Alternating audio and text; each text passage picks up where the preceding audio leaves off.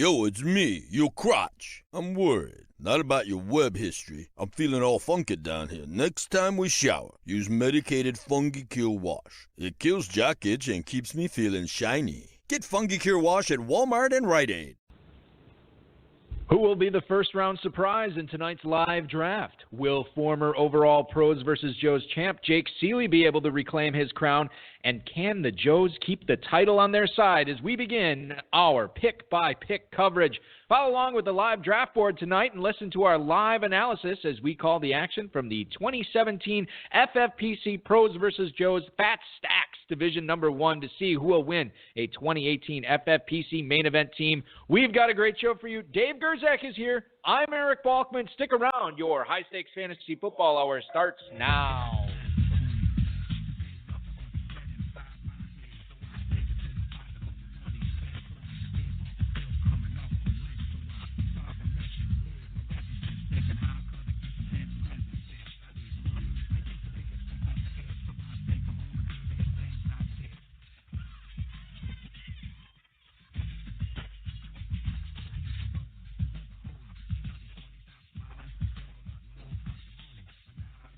Broadcast live and heard around the world. You are now listening to the most entertaining hour of radio on the planet.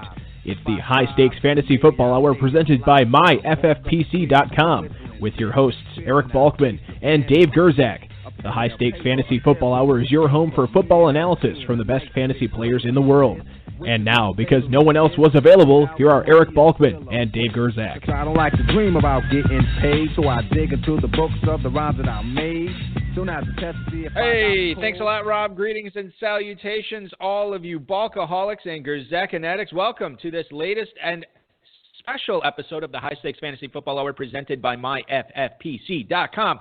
I'm your slightly above average host, Eric Balkman, and my co-host is indeed the patron saint of fantasy football, the Dizzle, Dave Gerzak. Tonight, we have the first of 6 special episodes for you. It is the Pros vs. Joes Fat Stacks Division Number 1 draft tonight, and we will be covering it for 2 full hours. That's 120 minutes and a whole lot of seconds. Follow the live draft board at youtube.com/highstakesfantasyfootball. It is streaming there. Now, shout out to the chat room right now. Post your questions you might have in there for us.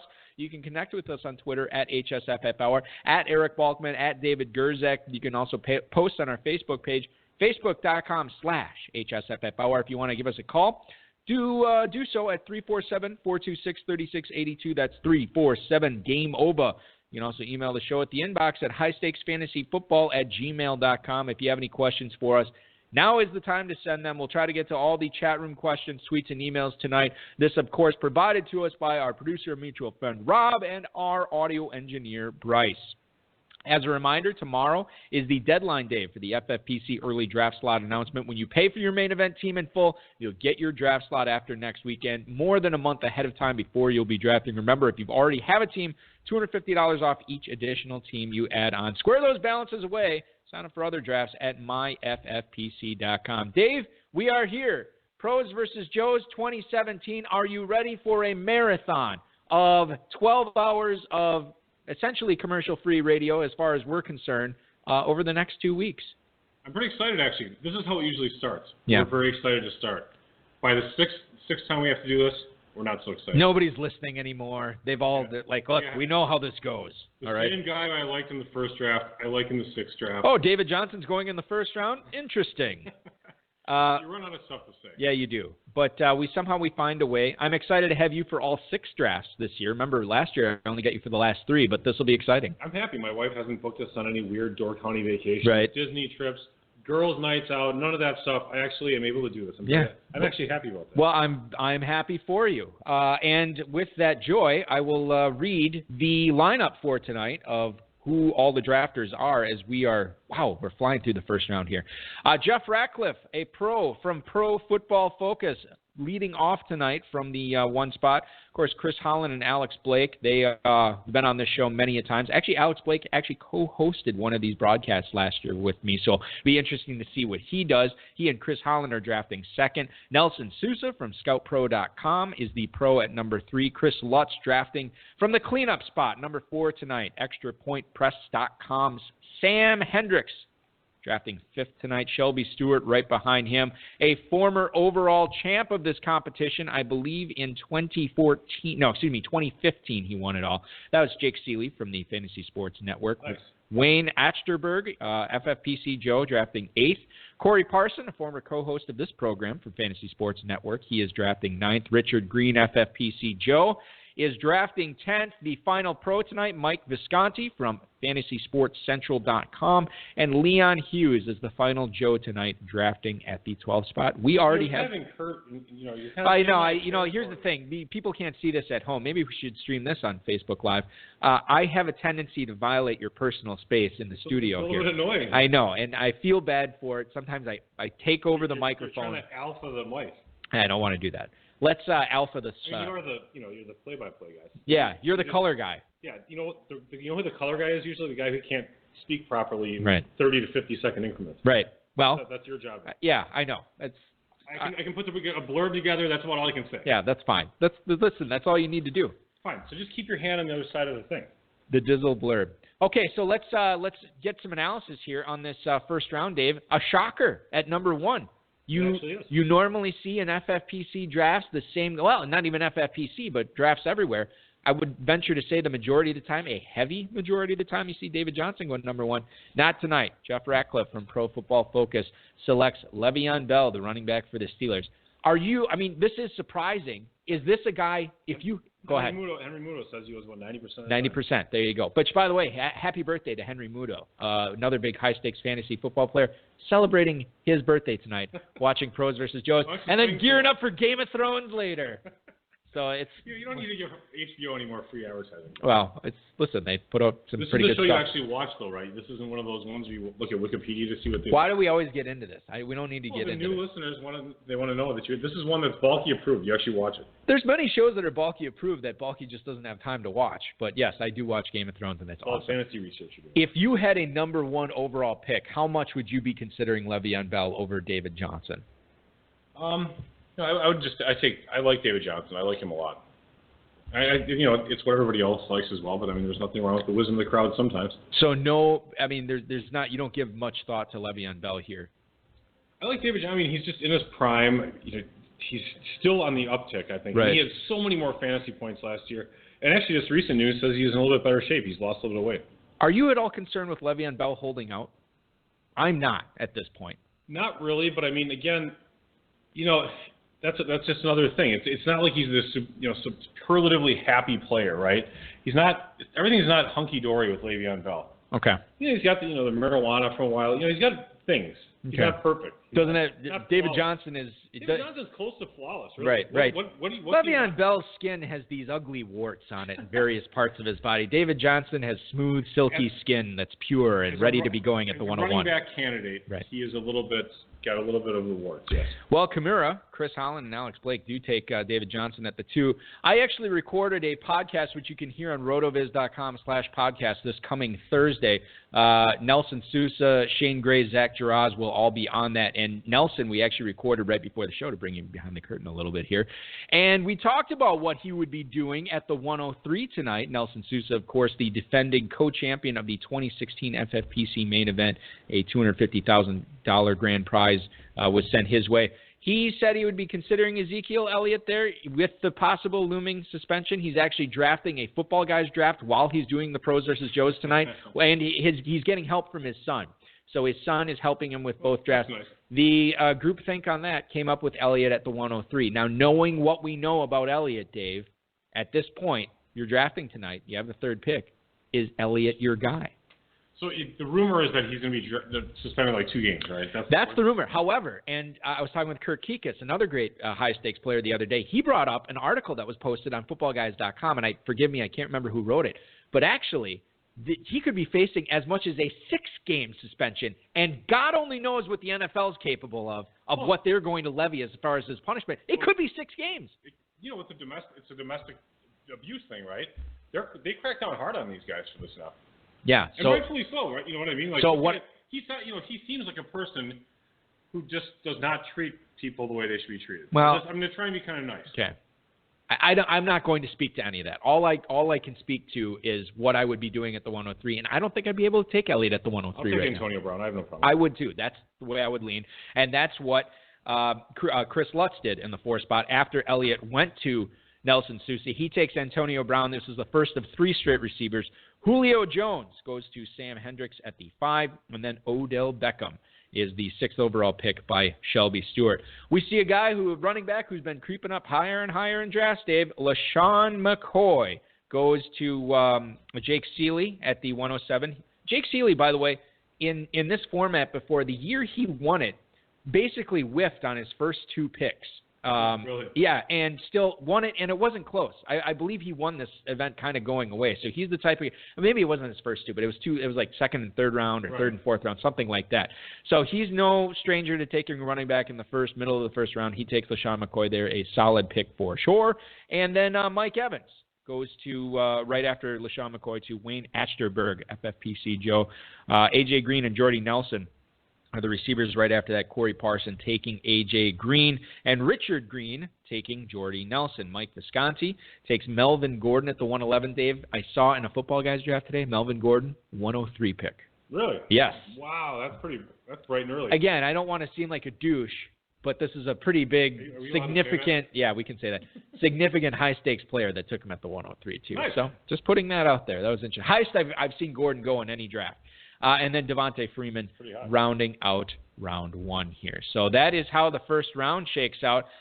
We've had somebody on hold for basically half a year here, so I want to bring them on right now. No, I know. Listen, I knew he was on or she was on. I know. Sleeping at the wheel. You are on live on the High Stakes Fantasy Football Hour Pros versus Joes with Balky and Dave. Wisconsin. Who do we have the pleasure of speaking with? Hi, this is Wayne Achterberg. Absolutely no one. Wayne Achterberg from what spot is it? The 8th spot tonight. FFPC Joe. Wayne, I didn't even know you were a fellow Wisconsinite. Originally I am. I've been in Cincinnati for about 5 years, but always bleed the green and gold. You kept the area code. Now people are going to be like, oh, they only let Packers fans on the air, so now we got to pretend. No, we only let them into the Pros versus Joes. Actually. Yeah, well, that's it too. That's what we really Listen, cover that up. You didn't hear that. For me. Okay, so Wayne, this is exciting for you to be participating in Pros versus Joes tonight. Tell us a little bit about your strategy from the 8th spot and what kind of team, how you were going to build your, the roster construction of your squad tonight. Well, I've been doing some of the $350 championship drafts on FFPC, and you got to kind of take a step back and remember it's the best ball. So I really got my eye on getting a good complement of stable, consistent performers with the boomer bust guys and going for the big wins each week. I mean, there's going to be, and Nelson and I actually talked about this when we were recording earlier tonight. We talked about the fact that one of these teams in this draft will get an FFPC main event team, a $1,750 value for 2018. Second place doesn't get anything. So, I mean, this is a big deal to try to win out here, and I'm wondering how many swing for the fences picks that we will see tonight. Wayne, you start off your draft with Mike Evans, and then you followed up with Jordan Howard. How satisfied were you with those guys falling to your spot there to grab those guys in the first 2 rounds? I was surprised that LaShawn went as high as he did, so I was happy for Evans. I was prepared to take AJ if Evans went where he normally goes. And then coming back, the fantasy exec snaked me on Hilton. I had my eye on PY there, but I think Jordan Howard's going to be pretty steady. The Bears really have no one else. One of the things we've talked about on the High Stakes Fantasy Football Hour is the fact that a lot of people are dogging Jordan Howard a little bit because, he was a rookie last year. It's going to be tough for him to come back and do what he did last year on a bad team and so forth. The question I pose is, okay, if you're believing that, what's changed? What's changed in that offense? I mean, they bring in Mike Glenn and whatever. I feel like that offense still revolves around Jordan Howard, Wayne. How close will he get to those numbers that he hit last year? In my opinion, I don't think he's going to be that far off. Yeah, I don't know that he'll be any higher, but I don't know that he'll be much lower either. And so if he's in the ballpark of last year, I'll take it. Wayne, you are on the clock on the delay right now. You've probably already made your pick here at the 308, but give us the thought process of what you were thinking of doing here and why you chose who you did at the 308. Yeah, I actually haven't picked yet. I got some guys queued up, and I'm trying to project what might make it back to me. And again, just as we talked, it's trying to take somebody that is a good balance of high upside and high floor. And I got it down to two guys, and I'm trying to figure out if one of them will make it back to me or not. So we are going to pull the trigger on this, and it's live pick on the air. Does that go through? Absolutely. Keeping us on the edge of our seats. We're on a delay here, so it probably did go through, but we're on a 10-second delay as far as viewing it. Christian McCaffrey is the pick. Yeah. The Carolina Panthers rookie. So he goes follows up Jordan Howard with another running back here. Tell us why McCaffrey was the guy that you wanted to go with here. Well, I think A, it's a PPR league, and B, I think he's going to surprise some people and be a inside the tackle runner as well. He's going to get a lot of touches. He's going to be more durable than people think. I think he's got huge upside. So swing for the fence. Swing for the fence, indeed. You definitely have the makings of a team with a huge upside to win this league for sure, Wayne. I certainly appreciate you calling in. We won't take up too much or any more of your time. Good luck this season, not only in the PVJ, but in all of your Football Guys leagues, your FFPC main event as well. Thanks for having me, guys. Thanks a lot. Wayne Achterberg from Cincinnati, originally from Green Bay, Packers fan. You know I'm pulling for him, Dave. This only cheesehead in this draft as far as I can tell. So interesting stuff. I always like getting the picks on the air. We're going to talk more about McCaffrey when we get to the round 3 recap. Let's quickly zoom through round 2. And I say quickly, kind of kiddingly, because, listen, I don't do anything quick on this show. It's going to be a long and drawn-out process. Jay Ajayi goes at the 201 pick to Leon Hughes. A pick I do want to talk about briefly here is Travis Kelce going to Mike Visconti at the 202 tonight. And the reason I want to bring this up, for anybody who's not familiar with the FFPC format, Football Guys Players Championship format. Shame on you. I'm sorry. Yeah, that's okay. 1.5 points per catch for tight ends in this format, so obviously they get pushed up. And the first tight end off the board, Dave, tonight is not Rob Gronkowski. It is Travis Kelce. What do you make not only with Kelce being the number 1 tight end off the board, but going all the way up to the 202? Well, I mean, he obviously likes Kelce better. He thinks that it's a safer pick. He probably doesn't trust Gronkowski's health. I don't know that I could make that pick necessarily, but if he likes Kelce, the thing about Kelce is he is going to be the red zone target for that team. I don't see Tyreek Hill really being that type of guy. Really? This is the first. This is the first non-ultimate awesome thing I've ever heard you say about Tyreek Hill. Tyreek scores from 90 yards out, 70 yards out. Sometimes Balky from 40 yards out. I mean, every once in a while he'll run it in from 25 yards out. But from the 10-yard line, that's when they throw it to Kelce. You can listen to the Tyreek Hill Fan Club podcast every Friday night, 10/9 Central. Dave Gerzak hosts. I just kind of hang out here and wrangle Dave in on his Tyreek Hill. So Travis Kelce at the 202. He's a guy I've been seeing creeping up. He's still going. I think his ADP is 208 right now in Football Guys drafts, but 202 is interesting, and he seems to be rising. Okay. Keep in mind, Kelce is the guy who had a great Week 16, so I think some of these people who draft Kelce had that Week 16 championship. They still have a little bit of that sweet nectar that they've had from that victory. Sweet nectar making an appearance on the program tonight. I like that. You like it? Here's another juicy pick, Lamar Miller. Normally going at the 308 in Football Guys drafts. What do you make of him going at the 203 tonight to Richard Green? Well, I don't really like Lamar Miller. I know you don't like him, but okay. And I definitely am not a fan of the pick. Here's the other thing I'll bring up too. We're going to bring this up a lot on these drafts. His ADP is a 308. He ain't making it back to Richard Green at the 310, probably. Okay.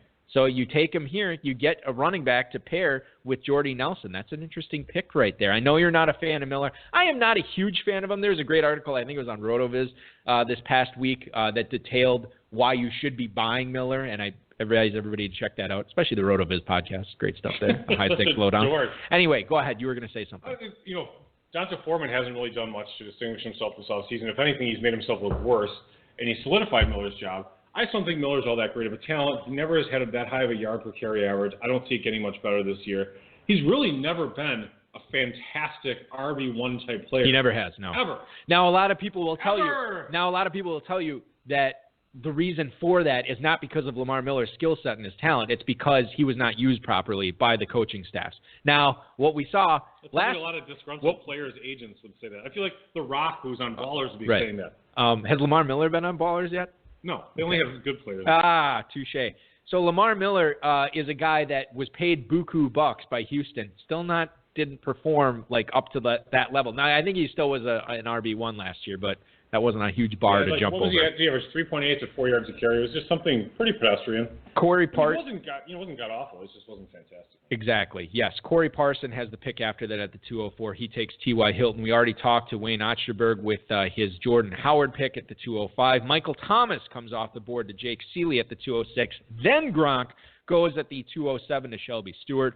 We see Todd Gurley go at the 208 to Sam Hendricks to pair with his Julio Jones. Amari Cooper, the pick after that, at the 209. That is to Chris Lutz and FFPC Joe. Brandon Cooks off the board at the 210 to that is Nelson Sousa. And Jordan Reed and Des Bryant round out the second round. 3 tight ends in that second round. I don't know if I've seen that a whole lot in FFPC drafts and Football Guys drafts so far, really? But makes sense. I mean, you have Jordan Reed, who has all the upside in the world at tight end. Rob Gronkowski, I can't believe I'm saying this, but he's a healthier version of Jordan Reed with an even higher ceiling as far as what he's done in his career already. And then Travis Kelce maybe doesn't present the necessarily high upside that the other two have. But after Kelce shook those injury bugs that he had his first couple of years in the league, he's really taken on the role of being a solid, dependable tight end who could finish as the tight end 1 this year. So, to follow up with Jordan Reed, I read there was an article today about, who is it, Al Saunders, is it? Tight ends coach, yeah. No, maybe it's somebody else. There's somebody talking about Terrell Pryor, his former wide receivers coach. But he was saying if Pryor is not an all-pro this year, he'd be shocked. I saw that. Yeah. No, that was somebody else. From Cleveland. He was his coach in Cleveland last year. Yeah, who said that? Whoever it was. Whatever. I don't really care. But the point is, if Pryor is supposed to be this great, and Pryor has, he's going to be a red zone type target. Jamison Crowder now supposedly starting.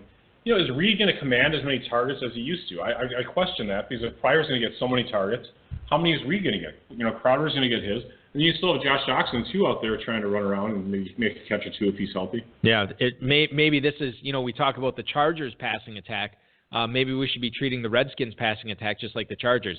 Target Phillip Rivers and Kirk Cousins because they have all this talent to throw to. Chargers passing attack? Well, because they have Keenan Allen coming back from injury. You have Hunter Henry, we talked about Hunter Henry a lot on Friday. I'm a big fan of his this year. You still have Antonio Gates farting around out there, catching a lot of balls. You have Tyrell Williams, who's now Isn't that enough? That's 4 good weapons. Not to mention Melvin Gordon, who went at the 103 in a Football Guys draft today. And think about that. I mean, it's a great offense with a lot of talent there that could put up a lot of points. All right, I get it. Okay. I don't know if I buy it. That's fine. You don't have to. I'm not necessarily selling it. The 301 pick tonight is DeAndre Hopkins, 302, DeMarco Murray, and then a couple of receivers go off the board, Demaryius Thomas and Alshon Jeffrey. Not huge surprises there, in my opinion. Then we get a glut of running backs here in this mid-third round. Isaiah Crowell, Leonard Fournette, Joe Mixon, Christian McCaffrey. That's the rookie run. Now, I will say this. That is the rookie run. Jake Seeley was actually the guy who took Joe Mixon tonight. In this format, in the FFPC, Joe Mixon is normally not coming off the board until the 407. So this was probably, roughly a round early. And honestly, I feel like I just keep saying great things about Jake Seeley tonight. But I don't have a problem with this pick because I feel like when we get to main event drafts in September, I think Mixon makes a great ascended type player, and I think he will be moving up boards. Yeah, Gio is going to be on the PUP list for the first 6 weeks. Is that we're accepting that is kind of pretty much the truth, right? Even though no one's going to say it. Yeah, I know that that's going to happen. I would not be shocked at all. In fact, I'd probably be very surprised the other way if he wasn't. This is what's so funny is that when that happens, Mixon will go up about a half round, which is so silly because anyone who's kind of in the know knows that that's going to happen. And Jeremy Hill is not exactly a world beater at this point. No. So Joe Mixon makes a lot of sense there. And he's probably the most surprising guy. Out of those 4, Dave, which guy are you most likely to draft this year between Crowell, Fournette, Mixon, McCaffrey. Which is your favorite guy for redraft out of those 4 running backs? It's either Fournette or McCaffrey. I really love McCaffrey's skill set, so I'm going to have to go with McCaffrey. I can't quit him. I can't quit McCaffrey. I think see, for me, it's probably Fournette or Mixon. I think I'm leaning towards Mixon at this point between those 3. But, you know me, Dave. I'll probably change my mind 4 times before we're actually drafting ourselves. McCaffrey brought me to the dance. I'm going to keep dancing with him. Good for you. Doug Baldwin is the receiver right after McCaffrey. He goes at the 309 tonight. First quarterback goes off the board. Aaron Rodgers, the 310 pick to FFPC Joe Richard Green. Allen Robinson at the 311. And a bit of a surprise here at the 312, FFPC Joe takes Michael Crabtree. So we have 2 Raiders receivers off the board tonight, Dave, within the first 36 picks. The Crabtree pick is interesting. I got to look up his ADP right now, but actually, you know what? I don't even mind it. I think Crabtree is talk a little bit about why you like or why you don't mind the Crabtree pick at the 312. Well, one of the reasons I don't mind him is he keeps on outperforming Amari Cooper. He keeps on doing better than Cooper. And yet Cooper keeps getting drafted earlier and earlier because Cooper's the pedigreed player. He's the guy that everyone thought was going to be so awesome, and he's been doing fine. But Crabtree keeps outproducing him. He's the person that moves the chains. And I know Crabtree probably gets drafted later, but I don't really mind that pick at all. We talked about this with Lamar Miller, but Crabtree's ADP is the 502. So if you don't take him at that turn right there and you like him, it's not coming back to you in the probably not coming back to you in the late 5th round if you're Leon Hughes. So that is the first 3 rounds tonight. There are other players I probably would have drafted him over him there. Right. And they're coming up. Yeah. Let's go back to the phone lines here. The 608 is back on the air. Who is this?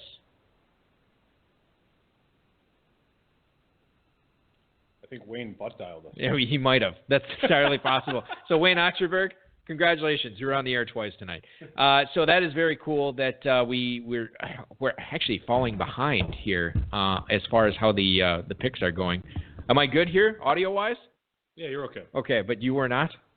I'm fine. Okay, I want to make sure everything's hunky-dory with you. Second quarterback goes off the board here. As usual, everything's skewed your direction. Right. Except for fantasy winnings. World, and we're all living in it. I wish that were the case. The 401 tonight is Tom Brady, Dave, and he goes to Leon Hughes, so he goes Crabtree, Brady with that turn pick.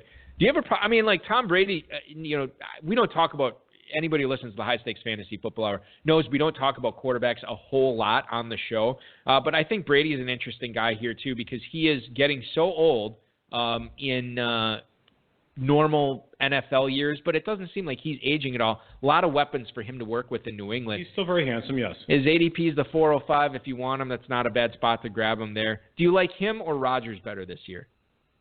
I'll take Rodgers over Brady. I do like Brady, but I like Rodgers. I like Rodgers a lot. I think he'll be great this year. Is Brady your number 2 quarterback this year, do you think? Can you think of another guy you'd like better than him? Drew Brees, Russell Wilson, Matt Ryan, anybody? No? It's fine to say Brady is your number 2. No, I know. I'm trying to think of other players. Andrew Luck. I know you don't like him, so I didn't even bother bringing him up. Probably Brady, I guess. It's interesting. Greg Olson is the 4th tight end off the board at the 402 tonight. And, Dave, I got to tell you, this next pick, shocking to me. Absolutely shocking. At the 403, we get FFPC Joe Richard Green taking Jeremy Maclin. What? Jeremy Maclin, the newest Baltimore Ravens receiver, he goes at the 403 tonight. Listen, I love Jeremy Maclin as much as the next guy, and there's going to be a ton of people who are loving up on Jeremy Maclin's value, but you take him in the 4th round, I feel like you kill a lot of value that you would be able to get him much later. If you look at FFPC ADP right now. I think that was a little bit early. Yeah, it's very early. He's going at the 907 in DE formats right now. No, be nice about it. You have to be like. I'm not trying to be. Oh my God, Jeremy Maclin. Yeah, I mean that was really, really. Yeah, I'm not going to get into that. That was really, really interesting to see him go at the 403. Devontae Adams goes the pick after that at the 404. Your boy. 405, Tyreek Hill. He goes. Great pick there, Wayne. He goes right after that. Maybe that's why Wayne wanted to call back in and say, I'm taking Dave Gerzak's boy at the 405. Great pick. Wonderful. Keenan Allen, the pick after that, followed by Jarvis Landry. So a couple of PPR monsters at the 406 and 407 picks. Sammy Watkins, the pick after that. And then Terrell Pryor is the fourth receiver taken by Chris Lutz to start his draft. Pryor is his wide receiver. 4-time Montgomery, the 410 pick. Jimmy Graham, the 411, and he is the fifth tight end off the board, followed by beast mode Marshawn Lynch as the number 2 running back to Jeff Ratcliffe. The one thing you have to look at here after these first 4 rounds is 3 teams have tight ends, yet 5 are off the board. Team 2, Kimura, and Team 11, Fantasy Sports Central, both have 2 tight ends. And we'll see in the 5th round and in further rounds how much that affects the draft, because these guys have kind of put the screws to the competition. That is a great point, and I will bring this up too, that Kimura, Chris Holland, and Alex Blake and FFPC Joe, they're used to seeing people force the issue. There's usually one team in every FFPC draft that likes to take those 2 tight ends early to kind of put everybody on quasi-tilt.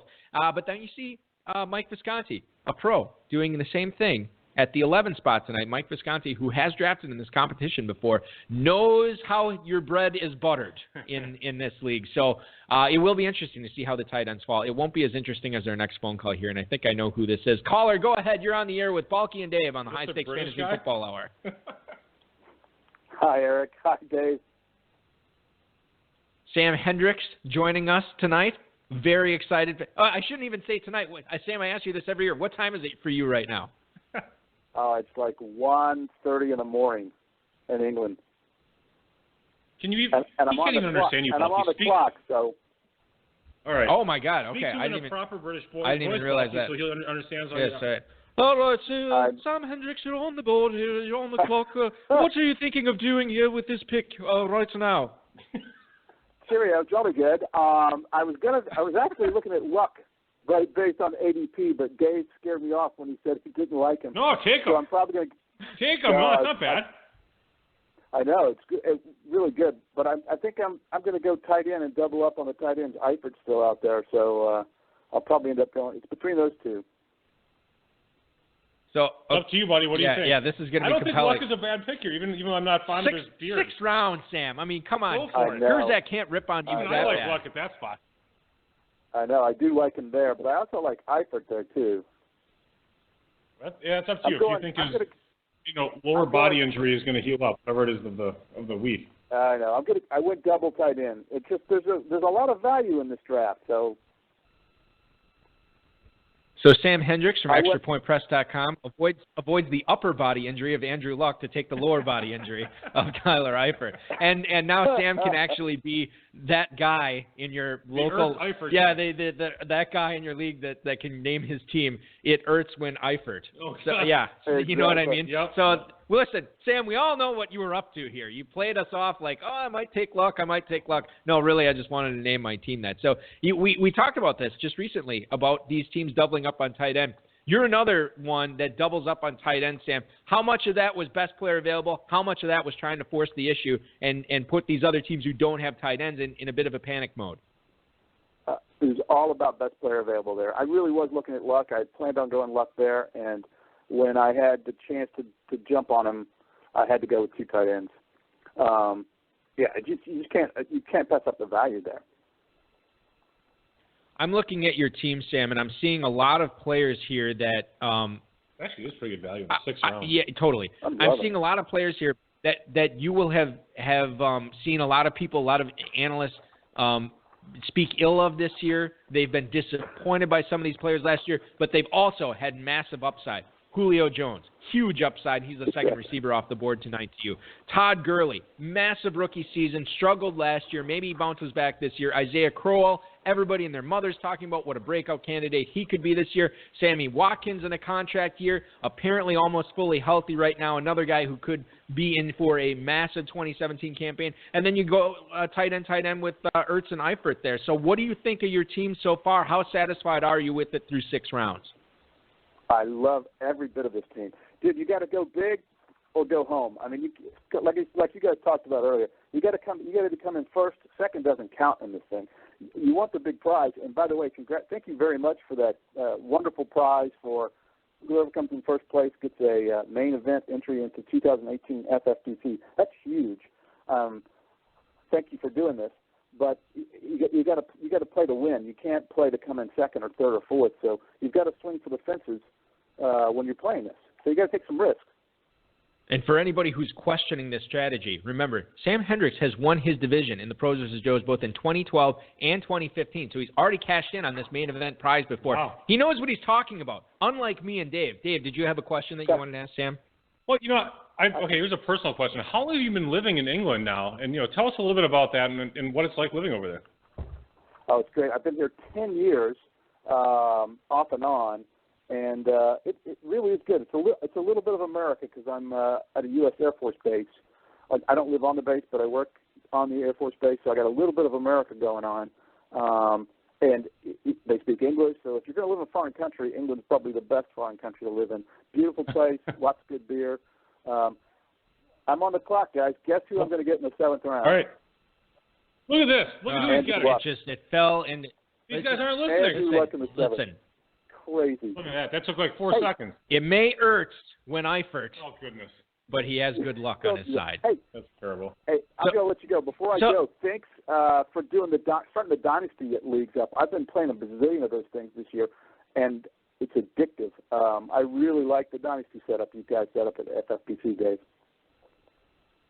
Well, thank you. We appreciate that. Well, and we appreciate your patronage. Sam, listen, good luck in this draft. This will be your third one if you can bring it home tonight. Good luck to you, and good luck to you in all of your leagues this year, and I will bid you a good morning, sir. Thanks, guys. Cheers. Cheerio. Bye-bye. Cheerio to Sam Hendricks calling us live at 1:30 in the morning in England. You know what Rob, you know what I hate about you all the time that you do? Rob, whenever he signs off on his emails, he's always like, cheers. Yeah. You don't say cheers in America, you idiot. Bryce does that too. Not to just. Both of you guys. Yeah. What's with the cheers? Yeah, it's ridiculous. These guys they both weigh about 140 pounds too. Combined. Sam Hendricks. Bryce, you're in pretty good shape. Rob, you all right, get a little bit of a beer gut going on there. Get back to it here. All right, sorry. So Sam Hendricks, again, you can follow him on Twitter at @fantasy_fball. You can read the great literature that he's put out. Dave, you wrote a foreword to one of his books. Yeah, that was very poorly done. I should have had my daughter edit it. The FF Guidebook. Check that out on Amazon as well. Yeah, he does great job writing. Yeah, Sam definitely knows what time it is. So we finished off the 4th round. Let's get back into the 5th round here. Jeff Ratcliffe, after he takes Marshawn Lynch, takes his 3rd receiver in Golden Tate, followed by Larry Fitzgerald, and then Martavis Bryant to ScoutPros.com's Nelson Sousa there at the 503. Kyle Rudolph, the pick before Sam Hendricks took Zach Ertz, followed by Mark Ingram, and the 4th rookie running back off the board tonight, 4th rookie overall, I believe, Dalvin Cook to Fantasy Sports Network's Jake Seeley. Drew Brees, the 3rd quarterback off the board tonight. He goes to Wayne Achterberg.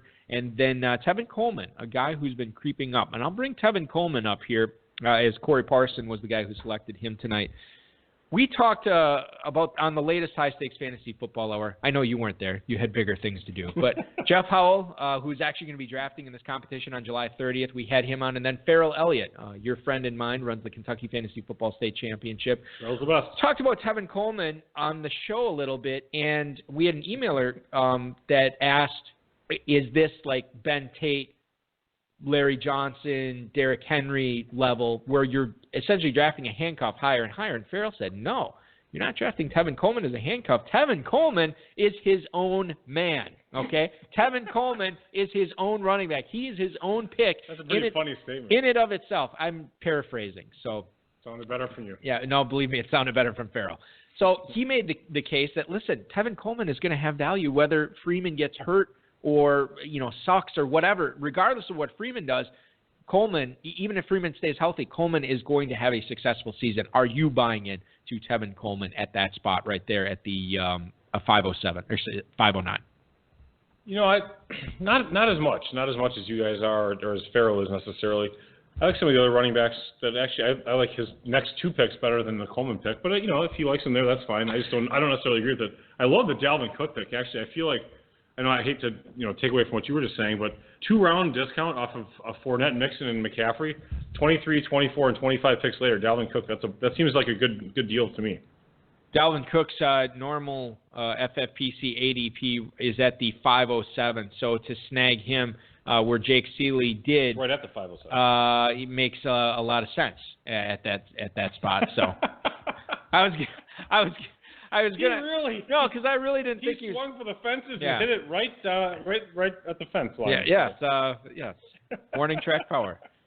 So that was Tevin Coleman that we just discussed at the 509 to Corey Parson, and then the 510. The 10 team is Richard Green's team is becoming one of the more fascinating teams in this draft. He's just drafting. You know what, Bulky? He's getting his guys.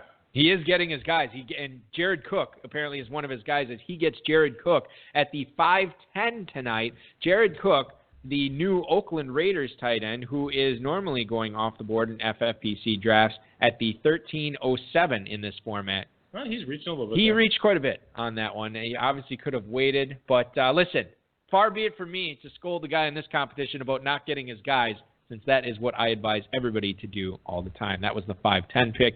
Stephon Diggs is the 5'11", and a guy I really like this year, going to Leon Hughes at the 12 spot.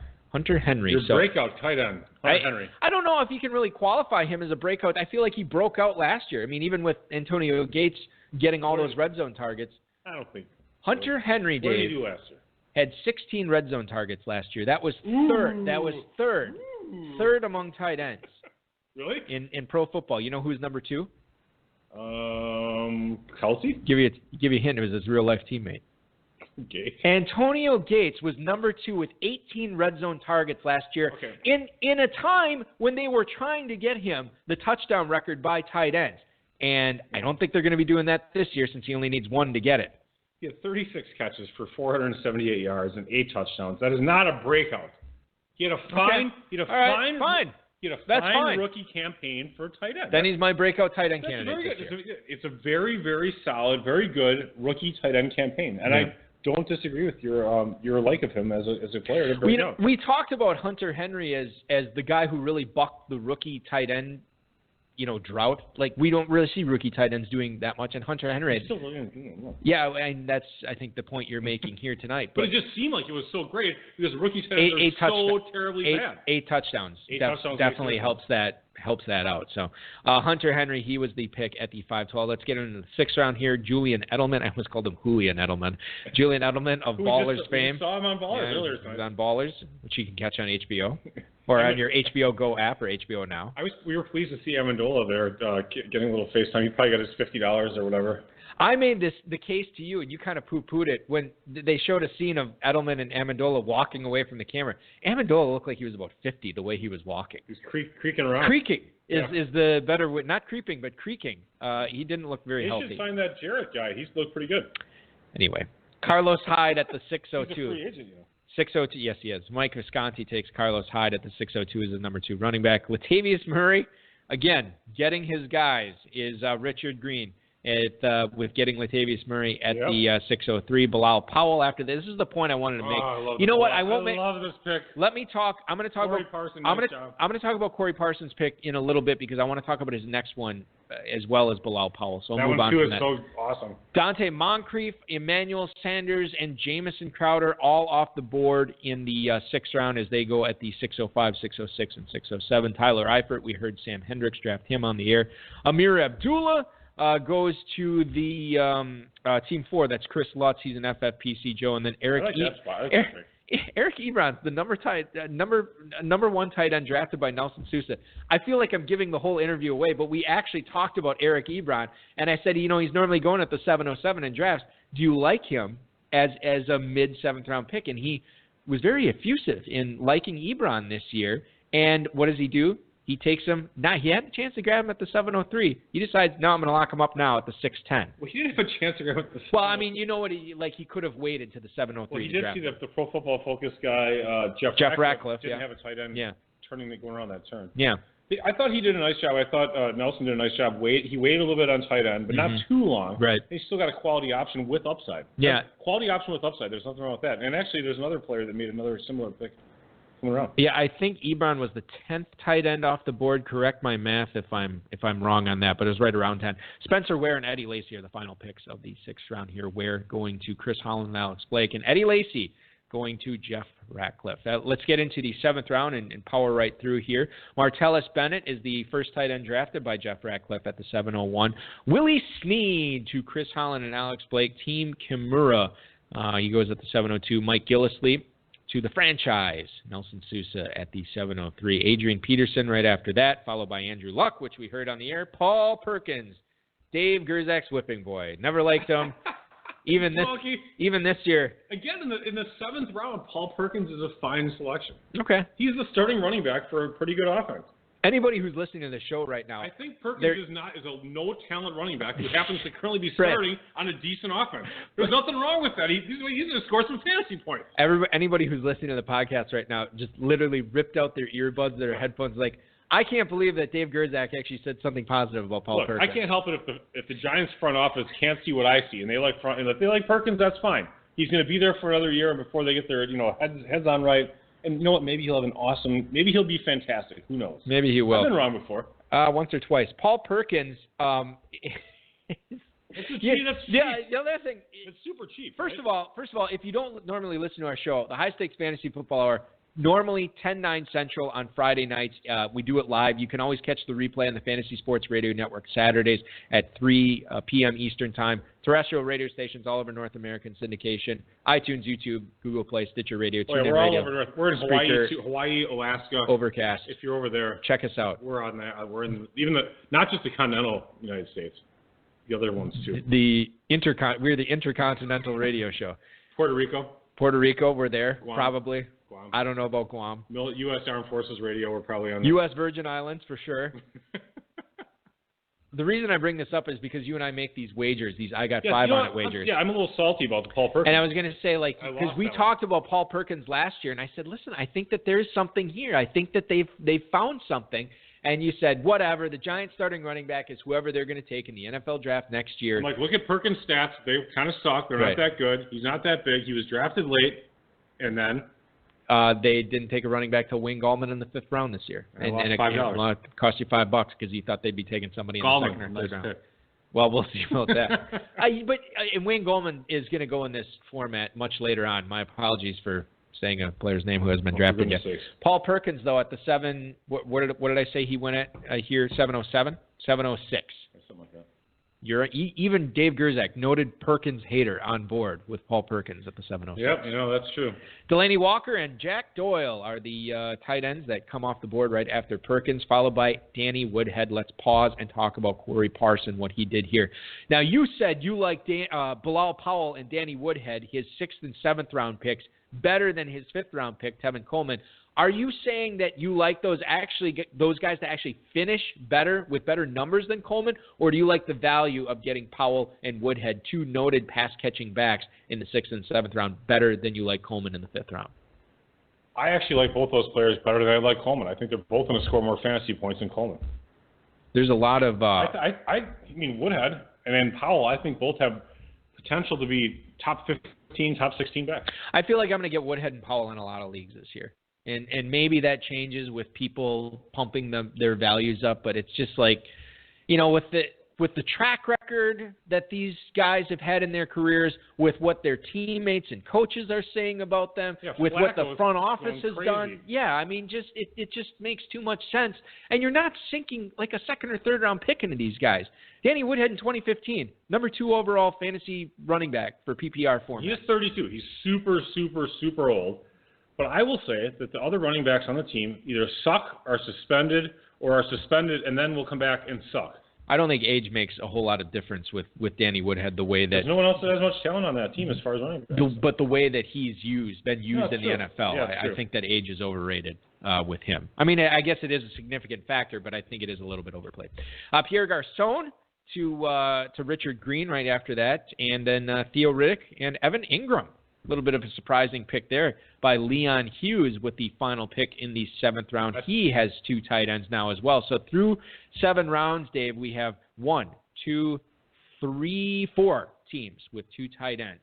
I wonder if, and I want to keep bringing up the rubric aspect, but I think that's a rubric that a lot of or at least a draft plan, that a lot of high-stakes players like to follow. I think in draft expert site formats especially, because they do run out kind of quickly, and you're going to need someone if you get an injury. You're going to need production. So if you get Team 11, Travis Kelce and Greg Olsen, right? That's a pretty productive duo that they're going to be starting almost all the year. During bye weeks, you're not going to have a problem. If one of them gets dinged up for like 3-4 weeks, you're in good shape. it's a pretty safe route to take, actually, and safe but has upside. So I think it's not a bad way to go. When you're looking at more of like a main event type draft or a football guys type draft, I think it gets a little bit. I think when you're doing that, then it gets to be problematic, actually, because I think you're limiting yourself to really your upside is limited to really looking at the overall championship. You're not going to quite get there. And if you feel that you disagree with that point, that opinion that Dave Gerzak has about the FPC and the FFPC main event, go ahead and show him up by signing up for a league at myffpc.com. Get in on that main event. Get that early draft slot. Get in on the Football Guys Players Championship. Buy 3 of them. We'll give you $50 back. No questions asked. It's myffpc.com. Let's get into the 8th round here with Evan Ingram going at the 7-12. Leon Hughes follows that up with Matt Ryan. Russell Wilson is off the board right after that at the 8:02. So some quarterback action going on here earlier in the 8th round. Randall Cobb is the 8:03. To Richard Green, Brandon Marshall, and Devontae Parker. 2 guys at the opposite ends of their careers, but both expected for better 2017s than they had 2016s. Devontae Parker, a potential breakout candidate in Miami, has not put it all together yet, but hopefully the injuries are behind him. We've seen a lot of what the coaching staff has talked about with Parker this year, saying that they expect a big leap from him, and a lot of positive stuff about Brandon Marshall signing with the Giants as well. So 2 interesting picks back-to-back there. And then Jameis Winston, Florida State's own, goes to Jake Seeley as his number 1 quarterback in the 8th round. C.J. Anderson falls all the way down to the 8:07 pick here, and then Kelvin Benjamin right after him going to Sam Hendricks as his number 3 receiver. Derek Carr, not to be confused with David Carr, going at the 8:09, followed by Derrick Henry, who did not go to the DeMarco Murray owner, I don't believe. No, it was 1 pick before. Chris Holland and Alex Blake got Murray in the 3rd round. Derrick Henry goes to the franchise, Nelson Sousa, with the 3rd to final pick of the 8th round. Deshaun Jackson is the 8:11. And Cam Newton finishing up the 8th round here with Jeff Ratcliffe. The quarterbacks are coming off the board now, Dave. We're seeing a lot of quarterbacks going, and pros and Joes alike. This isn't like we're seeing the Joes avoid them. The pros are taking them equally as well. We have now, through the 8th round, 1, 2, 3, 4, 5, 6, 7, 8, 9 quarterbacks off the board, and Leon Hughes actually has 2 of them. He has both Brady and Matt Ryan through 8 rounds. So maybe the same way we saw the tight ends owners forcing the tight end issue here, maybe we'll see a little bit of that with the quarterbacks coming up here, as there is some more red paint on this 9th round draft board. I like this pick. Jeff Ratcliffe leads off the 9th round with Eric Decker.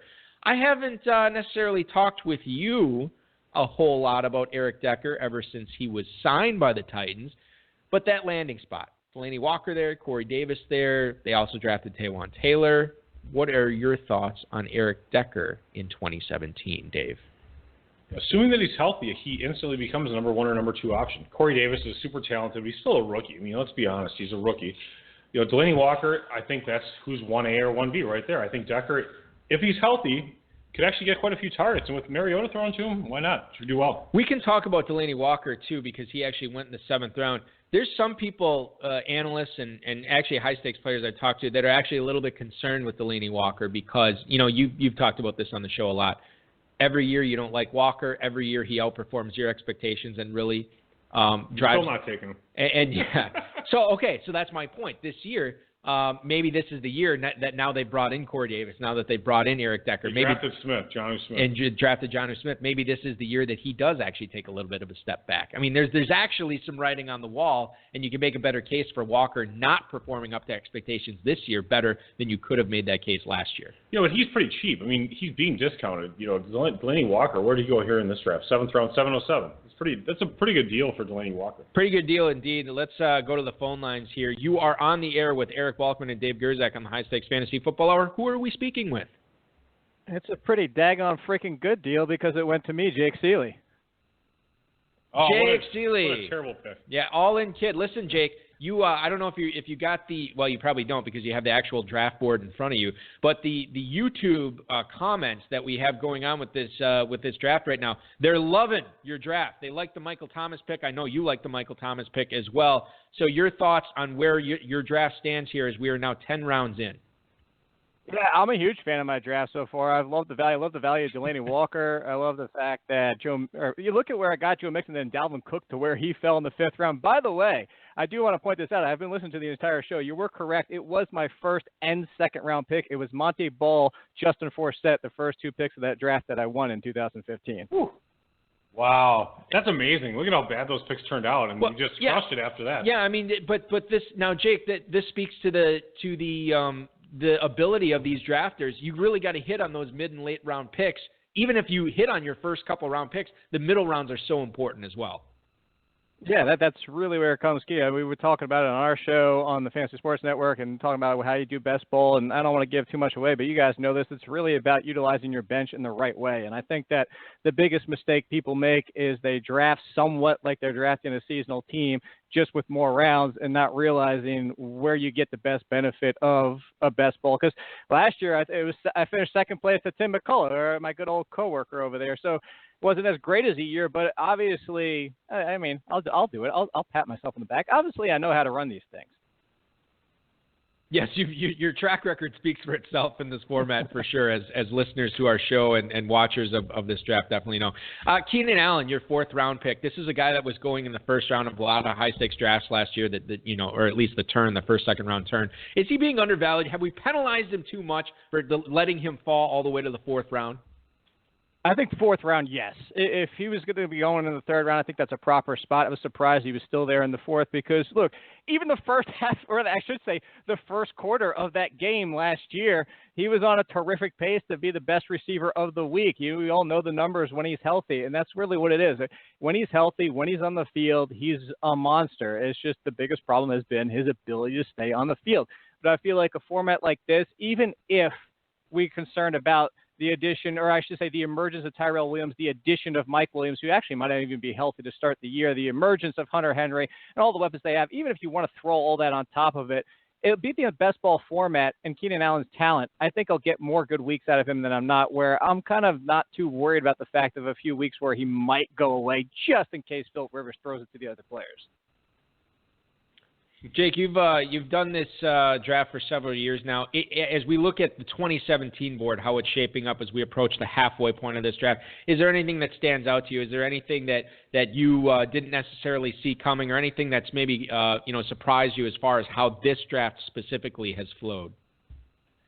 I was surprised a little bit at how much the tight end position got attacked early. Like, I know it's 1.5, but at the same time, unless you get the elite guys, like, I think in these formats, that's one of the things that people kind of they do 2 things. One is when people play in PPR, they overrate PPR and not realize that it's really the standout players are the ones that are affected the most. It's the Kelvin Benjamins in the bad way. It's, you look at players like Julian Edelman in the good way, but most of the other players don't see a huge effect. It's kind of the same thing with the tight end position.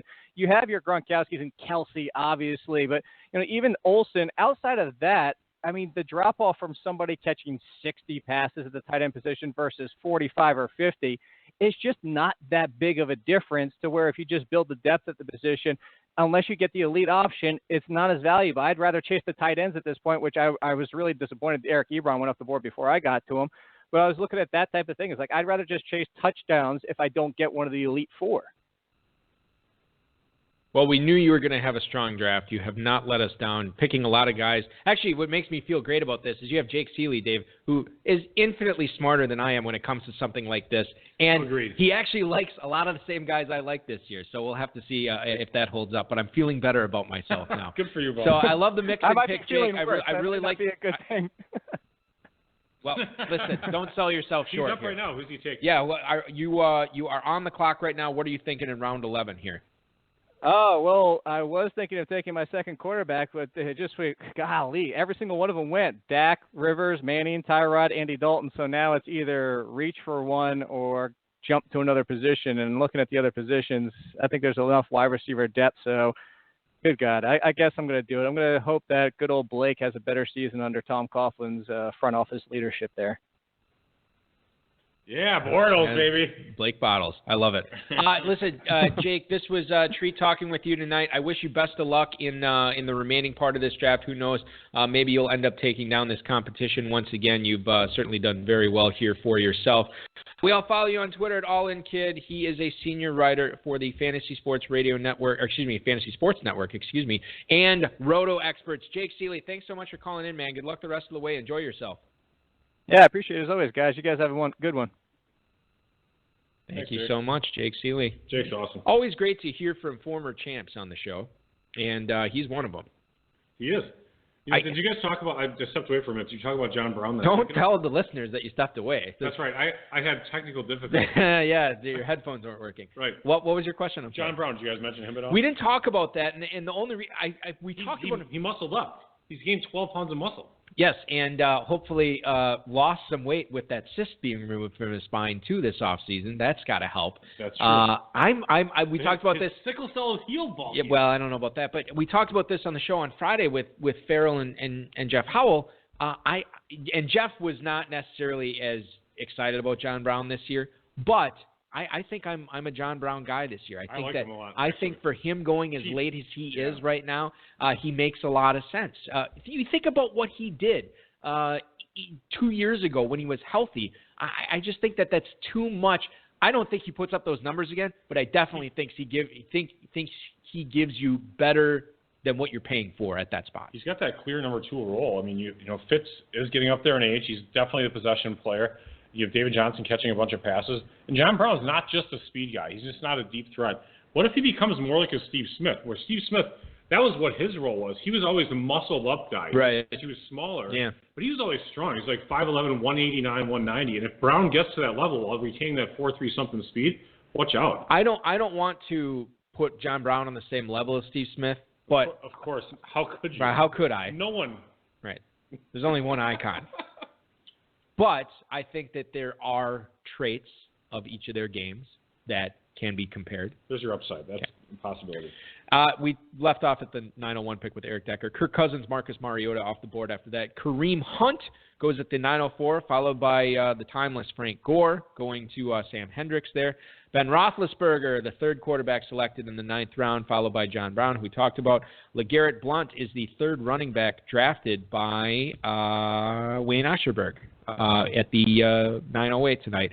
Kobe Fleener, Gary Barnidge, the unsigned Gary Barnidge to Richard Green. And I got to tell you, this has been one hell of an entertaining first hour of this program to see what Richard Green is putting together here. This is going to be interesting to see how it turns out. Samaje Perine and Jeremy Hill round out the 9th round there. So any surprises, anything that sticks out to you in the 9th round there, Dave? Barnidge is a bit of a surprise. Yeah, right? I mean, besides Barnidge, but you look at LeGarrette Blount smack in the middle of that. What do you make of him in a retooled Philadelphia offense, as he probably will be the banger back, the big first and second down back in that offense?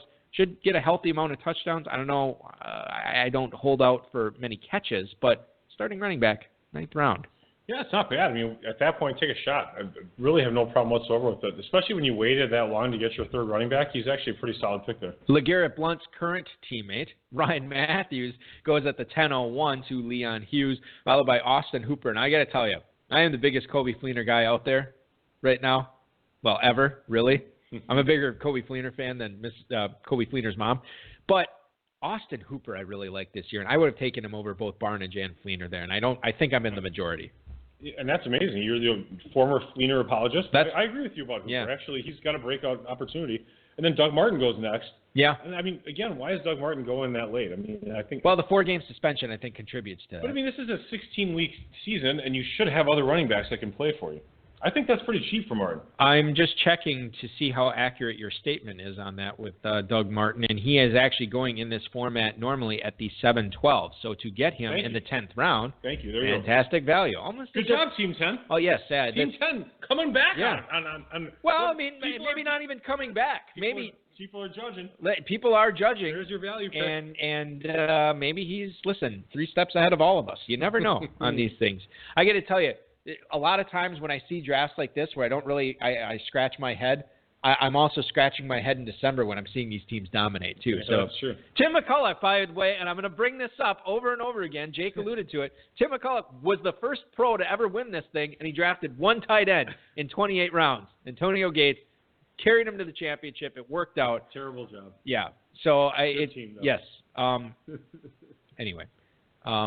Oh man, Did you just disconnect? No, I'm sorry. No, I'm trying to I have the high stakes lowdown guest calling me right now, and High stakes slowdown. Yes, which you can hear on rotoviz.com/podcast. And that's such a great podcast, Paul. Thank you. I know I give you crap. I know you're an every week listener. You do a great job. I love it. I listen to it every week. Bryce, our audio engineer, loves this next pick, Matthew Stafford, as he is a big Lions fan. He goes to the fantasy exec, Corey Parson. Julius Thomas, Duke Johnson, Cam Meredith. Boy, I like that Cam Meredith pick in the 10th round there. That makes a lot of sense for me. And then Kenneth Dixon and Jamal Charles. Again, two running backs on the opposite ends of their careers. They find themselves sitting next to each other in this draft here in the 10th round. Tyrell Williams, a guy who, Dave, and I'll tell you this, ever since this Mike Williams news came out about him potentially missing the entire rookie season of his, Tyrell Williams has gone up. And even though the latest news, we've got Ian Rappaport actually tweeted this out, and several sources have confirmed this, that surgery is off the board. It's not going to happen. Tyrell Williams' ADP has not changed. It is still going up. And so I see him. It's not going to happen. He's just going to suck. Normal. Maybe this is what the wake-up call that everybody needed to hear was that Tyrell Williams should have been drafted higher than where he was. So he goes in the 10th round here tonight to Nelson Sousa, Jason Witten. 10th round for it's so cheap. So cheap. It's very cheap. Jason Witten and then Dak Prescott finish off the first 10 rounds. I think Dak Prescott at the end of the 10th is also a nice value. I think that we can say that about a lot of quarterbacks that are being drafted here. But yes. Let me ask you about some running back ADPs, Well. Okay. Samaje Perine goes to the 9-11. And then I'm getting a little bit ahead of ourselves. I apologize for that. But Robert Kelly goes with the 12:08 in the 12th round. Okay, so Perine is almost right on. He goes at the 10:01 in this format. And I'm looking at DE ADP here, Okay. And then who was the other one you asked me about? Kelly. Fat Rob Kelly? Yeah. Why is he fat? Is he fat? Well, he's not anymore. Apparently he's lost a lot of weight. Why can I not? I think I spelled Kelly wrong. That is even possible. There's EY. Oh, no, hold on. I think he's listed under that. 12:06 for Rob Kelly. All right, so those are actually right at about their regular spots. I find that kind of interesting. Why do you find that interesting? What is perception for you with those Redskins running backs? Well, Kelly's a starter, right? Perine's a rookie. I believe with the news that has been flowing out of there saying, the coach is saying that Perine has a little bit of some catching up to do. Doesn't know what the hell he's doing. Doesn't know the playbook. He's still a rookie. Probably a dumbass. Doesn't know what's up. Kelly's the starter. I don't know. To me, that seems like a bargain. I don't think he's a dumbass. I don't think you need to be. All right, maybe Perine's not at all. But I'm just saying, it seems like Kelly's the incumbent, and he's going to have to take the job from him. And maybe that will happen. Yeah. I just don't necessarily know that will. I mean, maybe Kelly keeps the job. Oftentimes in these situations, we are not talking about high-impact picks, like first, second, third, fourth, fifth round picks. I will often say I will just take the guy in the middle rounds, the second guy, and just go with the value there. I don't, I wouldn't have a problem. If I had taken Perine at the 9-11, why am I not taking Robert Kelly at the 11-11? If you know that those ADPs are the 12:06, right? Why don't you just take them? I mean, what do you grab Thielen? I mean, that's a fine pick, and you take, just to me. And then you took Palmer in the 12th round. You could have just backed up. You could have locked up that running game. Okay, very cool. I appreciate your input on that. I'm trying to find out. Okay, we left off at the 10-12. So we are leading off with the 11:01 Matt Forte here to Jeff Ratcliffe. 3 straight quarterbacks, Phillip Rivers, Eli Manning, Tyrod Taylor. We heard Jake Seeley talk about that, how all those quarterbacks went off the board, including Andy Dalton, who went 2 picks after that. Terrence West actually was the pick in between Tyrod Taylor, Terrence West going at the 11:05. And what do you make of Sam Hendricks getting both Kenneth Dixon and Terrence West in the 10th and 11th rounds? He essentially locked up a backfield. He doesn't have the passing aspect of it with Danny Woodhead, but he's getting 2 significant pieces of a Baltimore backfield that loves to throw to its running backs. He is doing that at the same time when he takes 4 straight running backs, of which Frank Gore was the leader of that 9, 10, 11, 12 round, 4 running back pack. I love the Frank Gore pick. He is sacrificing wide receivers. I mean, he only has Julio, Watkins, and Kelvin Benjamin. Right. To me, that's a bit problematic. I mean, I think you need some more wide receivers. I think you need a little bit more balance in your team. Blake Bortles to Jake Seeley. Carson Wentz is the pick after that. So we're seeing a lot of quarterbacks go off the board here. After Wentz goes O.J. Howard. And we'll talk a little bit more about that in a little bit because I think it pairs well with the fantasy exec's next pick after he took Howard. We'll talk about that in a little bit. Giovanni Bernard goes off the board at the 11-10 tonight. And then Adam Thielen and Sterling Shepard round out the first 11 rounds. Hey, Adam Thielen, you liked it, the 11-11. Talk a little bit about why he makes sense as a good value pick there, despite playing on a team with Stephon Diggs as the number 1 receiver. Kyle Rudolph is maybe the number 2 passing game option, and then a bad offensive line with Sam Bradford throwing to him. Actually, what I said was Adam Thielen. I don't know why you took him instead of taking Robert Kelly. Well, forget it. And thank you for letting me lead you all the way up to the water before you could tell me, hey, Balky, this water is poison. I don't necessarily hate Thielen. I get it, though. But that I still was more in favor of Kelly at that spot. Sterling Shepard, do you have any interest in him in the 11th round? I mean, behind Brandon Marshall, Odell Beckham. Not really. Don't like Shepard. No, I don't, actually. I've heard this argument on Twitter about people saying, like, look, if Beckham or Marshall were to miss any time, the way that McAdoo has that Giants offense structured, Shepard could be in for a pretty good bonanza of fantasy points. That's totally true. Okay, but you're still not on board in the 11th round. Does Marshall seem like a person who has a propensity for getting injured? He's gotten injured, but he always plays through it. Remember that game when he scored 3 touchdowns and he didn't even have a catch in the first half? He barely played. He comes back in the second half, boom, boom, boom, all the 3 touchdowns. Marshall scores 35 points. If you were playing against him, you were probably celebrating at halftime and wanting to, you were drunk by the end of the game because Marshall just destroyed your shot. You're drunk at halftime and then drunk again for a different reason. Exactly, yeah. You're throwing up then at the end of the game. Marshall does have that hip issue, though. Marshall's fine. Marshall's a baller. Yeah. Has he been on Ballers? No, which you can watch he is not. On HBO? Check out the HBO Go app, HBO Now. Game of Thrones, which, by the way, Game of Thrones is on. What are you doing listening to the show right now? Game of Thrones is on, for God's sake. You guys should all be turning off this show and watching Game of Thrones. Find out what's going on with Jon Snow and Sansa. Look, those are different types of nerds than these nerds that like fantasy sports ball. Henry Muto likes both. I like both. I like Henry Muto. I'm a double nerd, too. So, this is actually interesting. Team 12, though, I will interrupt you, does have Evan Ingram and Shepard. So if he should actually be rooting for 2 injuries on that offense. Well, not necessarily, but one of them, one of those guys could possibly produce. Team 12 is Leon Hughes. He's actually the first guy to draft a kicker, who he takes at the 12:01 tonight. And then Carson Palmer, Deshaun Watson go off the board there. Let's talk about what Corey Parson did here, the fantasy exec, in rounds 11 and 12. He gets O.J. Howard in the 11th, Cameron Brate in the 12th. Not necessarily a strategy I like in a 20-round format, but in a 28-round format where you're trying to lock up pockets of fantasy goodness, he gets the Tampa Bay tight end, essentially, with 2 double-digit round picks. I totally like that. Actually, I like that, especially when you look at how, Fleener's his first tight end, so that's not all that great. But then he locks up the Tampa Bay passing game, and he's got a great quarterback, great young quarterback, Jameis Winston, throwing it. I think that's I love that. That's actually great. I should also bring this up, too, when we were just talking about Adam Thielen. Ryan Hita on the YouTube Google stream right now, you can check out the draft board. He commented, Team 11, Adam Thielen and Stephon Diggs. So maybe the Thielen pick had something to do with it. Maybe we should pay a little more attention. Matt, listen, people tell us that all the time. I continue to ignore them. Stephon Diggs. Which actually does mean, though, that team only has Allen Robinson and Allen Robinson. Yeah. That's what I said. I thought you said Alvin. Alvin Robinson, Alvin Robertson, and Steven Diggs, and Eric Bieber. I mean, he effectively has Robinson and one guy kind of from the Minnesota terrible passing game. Yeah. Not quite so good there. The receivers need some help. You and I both like that Howard Brake connection that Corey Parson put together here. CJ Procise. I'd like Corey to call in because I always enjoy having a conversation with him. Yeah, he is great. He co-hosted this show before. CJ Procise, I really like that pick in the 12th round there. That was going to Wayne Osterberg. And then the second CJ of the 12th round, CJ Fedorowicz, goes to Jake Seeley. David Njoku is the third tight end selected in round 12. He goes off the board here to, let's see, who was that? Shelby Stewart takes David Njoku. God, my eyes are failing me, Dave. I'm getting old. My hair's falling out. My waistline's expanding. It's just ridiculous. I'm not going to be able to do this show in like 3 years because I'm just going to be blind at this point. I'm not going to be able to do it anymore. Fat Rob Kelly to Sam Hendricks. We talked about him a little bit.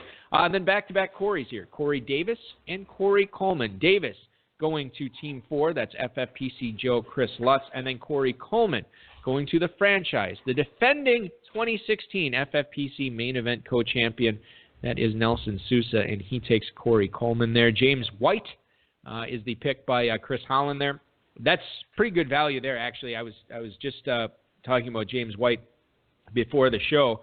And actually to get James White at the end of the 12th round in this format, I believe is pretty good value because he's normally going at that 10-11 turn. So he actually slipped a little bit tonight. Congratulations, if it works out, to Holland and Blake. Rounding out the 12th round is Mike Wallace. So interesting job by Jeff Ratcliffe there, taking two guys that are maybe a little bit underappreciated in Eric Decker in the 9th round, Mike Wallace in the 12th round, two guys that could actually end up doing some numbers this year as they are kind of often overlooked for the young toy, the young new thing behind them. Corey Davis and, I don't know, I guess Jeremy Maclin is the quasi-new thing in Baltimore. Since he's the new player there, but he's been around. We know the game. Leading off the 13th round, his Jeff Ratcliffe's second tight end, Antonio Gates. Marvin Jones, Jonathan Williams, and Jacquiz Rogers. Jonathan Williams going to the franchise. That's Nelson Sousa. Jacquiz Rogers is the 1304 pick tonight. Joe Flacco, followed by Joe Williams. So back-to-back Joes here. Joe Williams goes to the... that's 1306, Shelby Stewart, FFPC Joe. Before I get any further, Dave, I'm kind of interested because they're kind of back-to-back here. Well, we're actually back-to-back here. Corey Davis and Corey Coleman in round 12. Which guy do you like better this year? Non-dynasty. I get it. Okay. I'll take Corey Coleman and the bad hamstring. It's a second-year player that should be ascending. All I have to count on is the hamstring being healthy. And I think even though the quarterback situation is not as, it's nicer, obviously, in Tennessee, still a rookie wide receiver is just tough to perform as well. Look at any website. Not any website because I don't know all of them. It's amazing how cheap Coleman is, though. Most websites, just look at the targets projected for Corey Davis in comparison to Corey Coleman. Corey Coleman has to be projected for so many more targets than Davis. Davis has to deal with Eric Decker. He's got to deal with Delaney Walker. And honestly, Tennessee wants to run, too. They did last year. They have Murray. They have Derrick Henry. I don't know, man. I think it's a slam dunk. Even with the bad hamstring, I think you got to take Coleman there. And again, when you look at what the front office did, they let Terrell Pryor go. And they just pretty much handed the number one role to Coleman and said, hey, run with it. Yeah. And it's amazing how cheap he's gotten. 12th round. That's a bargain. I think it's a bargain. It seems like a bargain. I guess we'll find out. You and I think, have a 5 on Kenny Britt versus Corey Coleman this year as well. So, there is Britt to be tangled with. And I think that's another guy that's going to be interesting in drafts this year. He's just a guy. Yeah, he just roams around the league. You and I disagree on that. But do you think he's good? I think he is going to have a better season than Corey Coleman this year, yes. I think his fantasy numbers will be better. So you don't think he's good? I asked him if he thought he was good. Define good. He's a starting receiver in the most elite league for football in the world. Okay. As a baseline of wide receivers, he's definitely in the 99.9th percentile of wide receivers nationally. No, in the world. Sure. Yeah. Worldwide. Yeah. Universally. Yes. But is he good as an NFL starting receiver? Let me tell you this. From a fantasy perspective? No, he's not. Two guys that both play in Cleveland, okay? We talked about Coleman and Britt. I'll tell you this. I bet Britt puts up better receiving numbers this year in the NFL than LeBron James. And they're both in Cleveland. They're both in Cleveland, Dave. I agree with you, actually. Thank you. That's a great job. So Kenny Britt, better than LeBron James. You said it, not me. Let's move on here. We were talking about Joe Williams, and then Quincy Enunwa goes off the board in the 13th round here to Jake Seeley. Wow, another good pick I like. What did I give you for Quincy Enunwa in Carrington? I bought. I don't even remember. Was it a second rounder? 212, something like that. It was a late second rounder. 212, yeah. I think it was. But honestly, the reason I dealt him at that, Eric Decker was still on the Jets at that point, and I was like, well, just in case Decker stays, I want to get something for him. Yeah, no, I wasn't trying to dog you out. I don't even know that I won that trade either, by the way. Well, who knows? It's still like I honestly don't even know who I took with that pick. I might have even shipped that pick. At that point in the draft. Jonathan Stewart, a guy that I was kind of off. I think I'm back on. He goes to Wayne Ochterberg there. Sam Bradford, and then James Conner, I think, is still being a little bit undervalued in drafts. I really like him this year for sure. As well. He goes at the 13-10. Team 10, Richard Green, getting his guys. Another guy I'm on board with there. Job. Brian, the comeback kid. Brian Hoyer, interesting pick in the 13th round here. And then Benjamin Watson, the starting, tight end in Baltimore, goes at the 13-12. Let's... That's actually not a bad pick. Ben Watson. Yeah. As his third tight end. He's like the ageless Ben Watson too. We talked about how if you played in a tight end premium format, Dave, that you would be drafting 3 tight ends usually in the draft experts format, yes. Oh, in a DE, okay. I thought you were talking about in an FF. Well, in a classic FFPC, like in a main event type format, I would draft 3 tight ends if I waited on tight end and my tight ends were really bad. Okay. So I'm desperate. In this format, right? In 28-round DE format, what would you be looking at as far as number of tight ends in your roster when it's all said? 3 minimum, maybe 4, maybe even 5 if I had. I was actually thinking 5, but you get into those like a top 50 or top 60 tight end. Yeah, I'm not going to take some junker. I'd rather take a third tight end, a third kicker, a third defense. For sure, I'd rather have a third kicker, a third defense. Yeah. So Benjamin Watson is the final pick of the 13th round. Listen. We're getting into the defenses in the 14th round here. Kansas City defense is the first one off the board. They go to Leon Hughes. Darren Sproles, the pick after that. I like that pick. Followed by the Houston defense. And then Jamal Williams falling to the 14th round, Dave. I'm impressive how fast this draft is going. These guys know what they're doing. Listen, this is the best in the world. You're looking at Jamal Williams, I guess, at the 1403 in this format. That's about where he's going, so it makes sense. I just figured that he would be going a little bit higher than that, especially since he's been named the number 2 running back in Green Bay already, and he's playing behind a guy who has not played running back for a full season in the NFL. I love Ty Montgomery as much as the next guy, and I think the other thing is, too, maybe everybody listens to Matt Kelly from PlayerProfiler.com. I do. Yeah. He hates Jamal Williams this year. He's actually been drafting. I think he's in division number 6. And if you listen to him, he has such a strong opinion that you feel like an idiot if you take someone that he hates. I think that's what it is. You're like, he couldn't stand Jamal Williams. He's the worst player ever. Aaron Jones is so much better. It's like when you're walking down a street in like a busy city like New York or Chicago or whatever that you're visiting that you don't live in, and somebody asks you like, hey, how do I get to this place? And you say, I don't know, and then they get all pissed at you for not knowing. Like, how do you not know that? And then you want to say to them like, look, I don't live here, but then walking around like, yeah, I really should have known where that place was. I wouldn't say that. I really screwed up. Darren McFadden falling to the 14th round tonight, Dave. He's still in the NFL? He's still in the NFL. Who is he playing for now? Dallas, and he could have he's on the Cowboys? Could have a significant role if Ezekiel Elliott is indeed suspended. So that's interesting to see him fall. McFadden's still in the NFL. Wayne Asterberg takes him in the 14th round. Second string on the Cowboys. Kevin White to Jake Seeley right after that, followed by the Broncos defense, and then Rishard Matthews, another guy that we talked about all these targets in Tennessee. Matthews is another guy that we have to consider there too. By the way, I find it interesting that Wayne Asterberg takes Jonathan Stewart in the 13th round. When he took McCaffrey in the 3rd round, so Stewart goes 10 full rounds later. How the not mighty have fallen.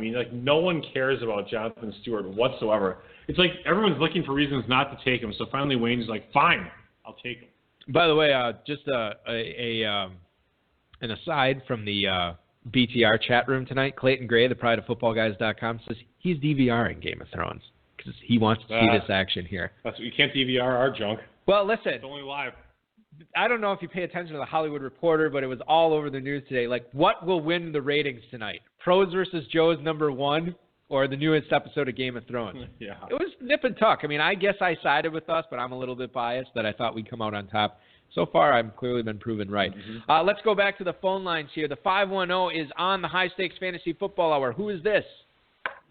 Hey, Dave, Eric, Mike Visconti with Fantasy Sports Central. How's it going? It is going great. The better question for you, Mike, drafting from the 11th spot tonight, how is it going with you as we are now 15 rounds in, 16 rounds in? How do you feel about your draft as you look back on the first half of it being complete? I don't know. We went 2 tight ends. That's not too far off from what we typically do in these types of drafts. I like the draft masters.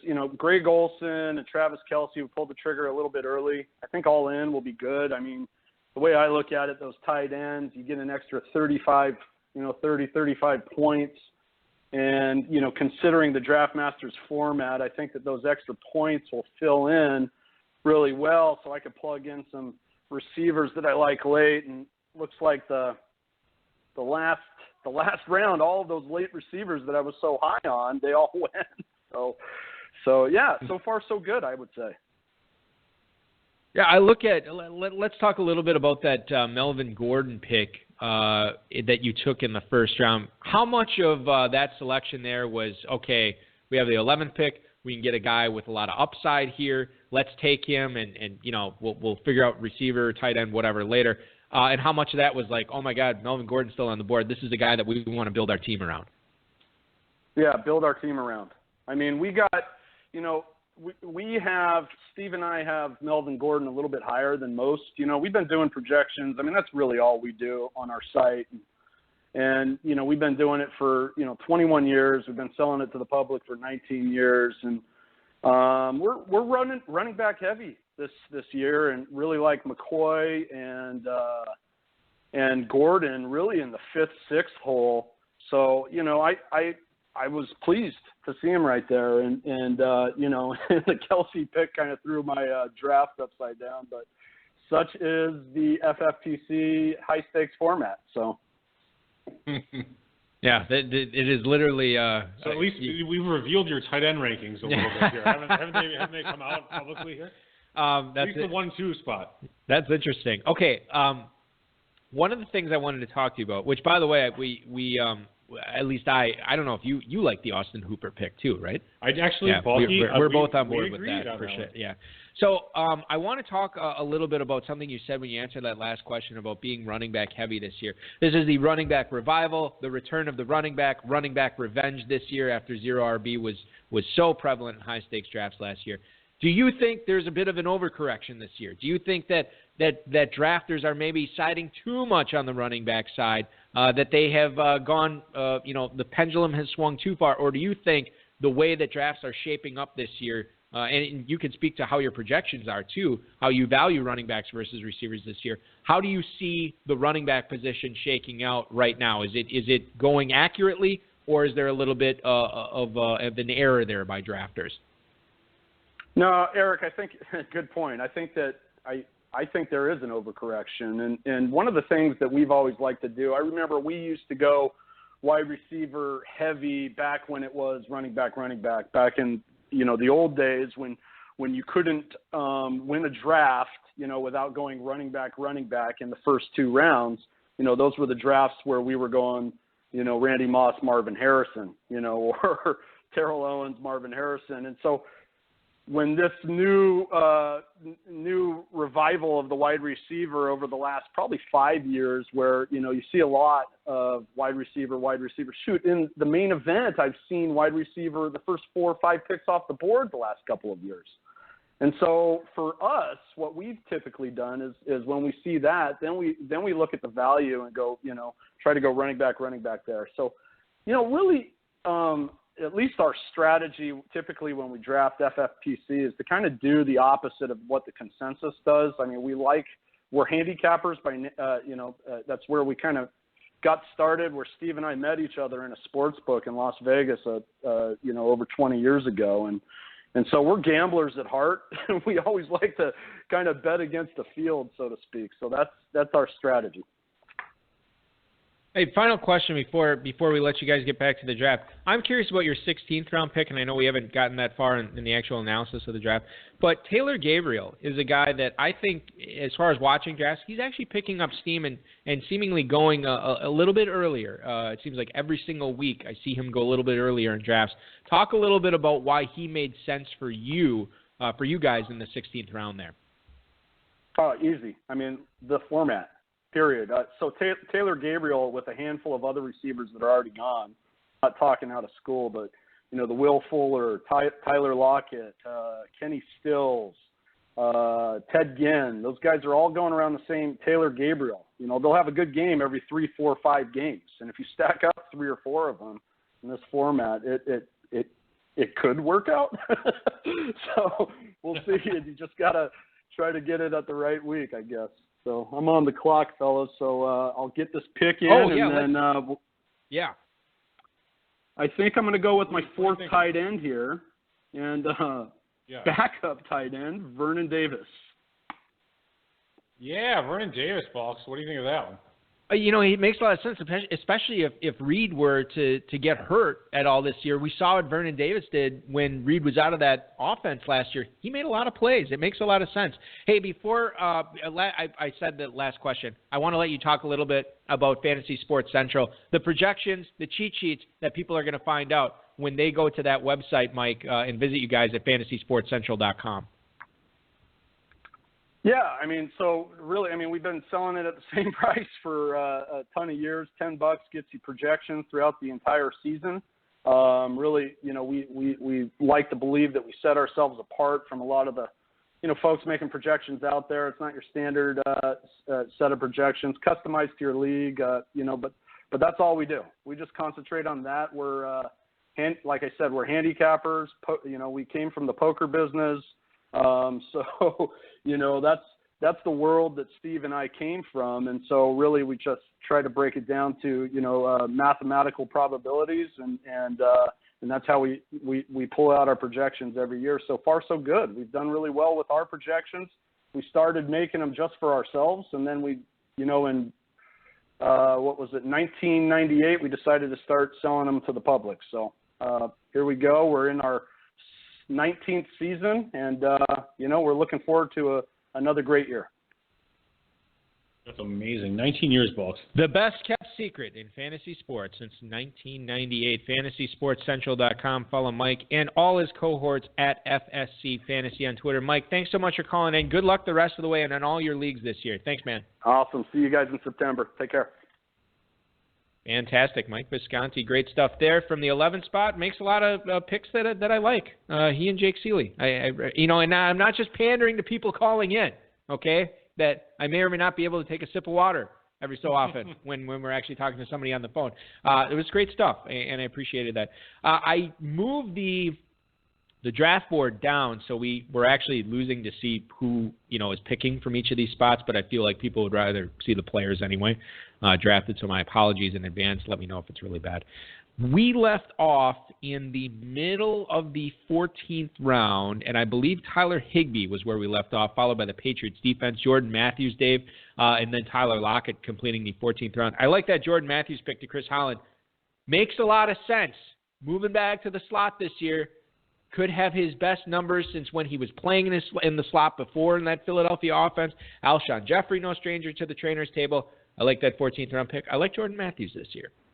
It's interesting, this 14th round, there's 4 wide receivers taken. 3 of the 4, it reads like the middle rounds of last year, like Tyler Lockett, Matthews, and Kevin White. All the glory guys last year that were going to break out and be awesome, who ended up sucking. Couldn't you say the same? Couldn't you say the same about coming up in the 15th round, Rashad Perriman as well? Yeah, Rashad Perriman. Kenny Britt. Did you mention Kenny Britt? By the way, Marvin Jones in the 13th. He was a 4th rounder last year.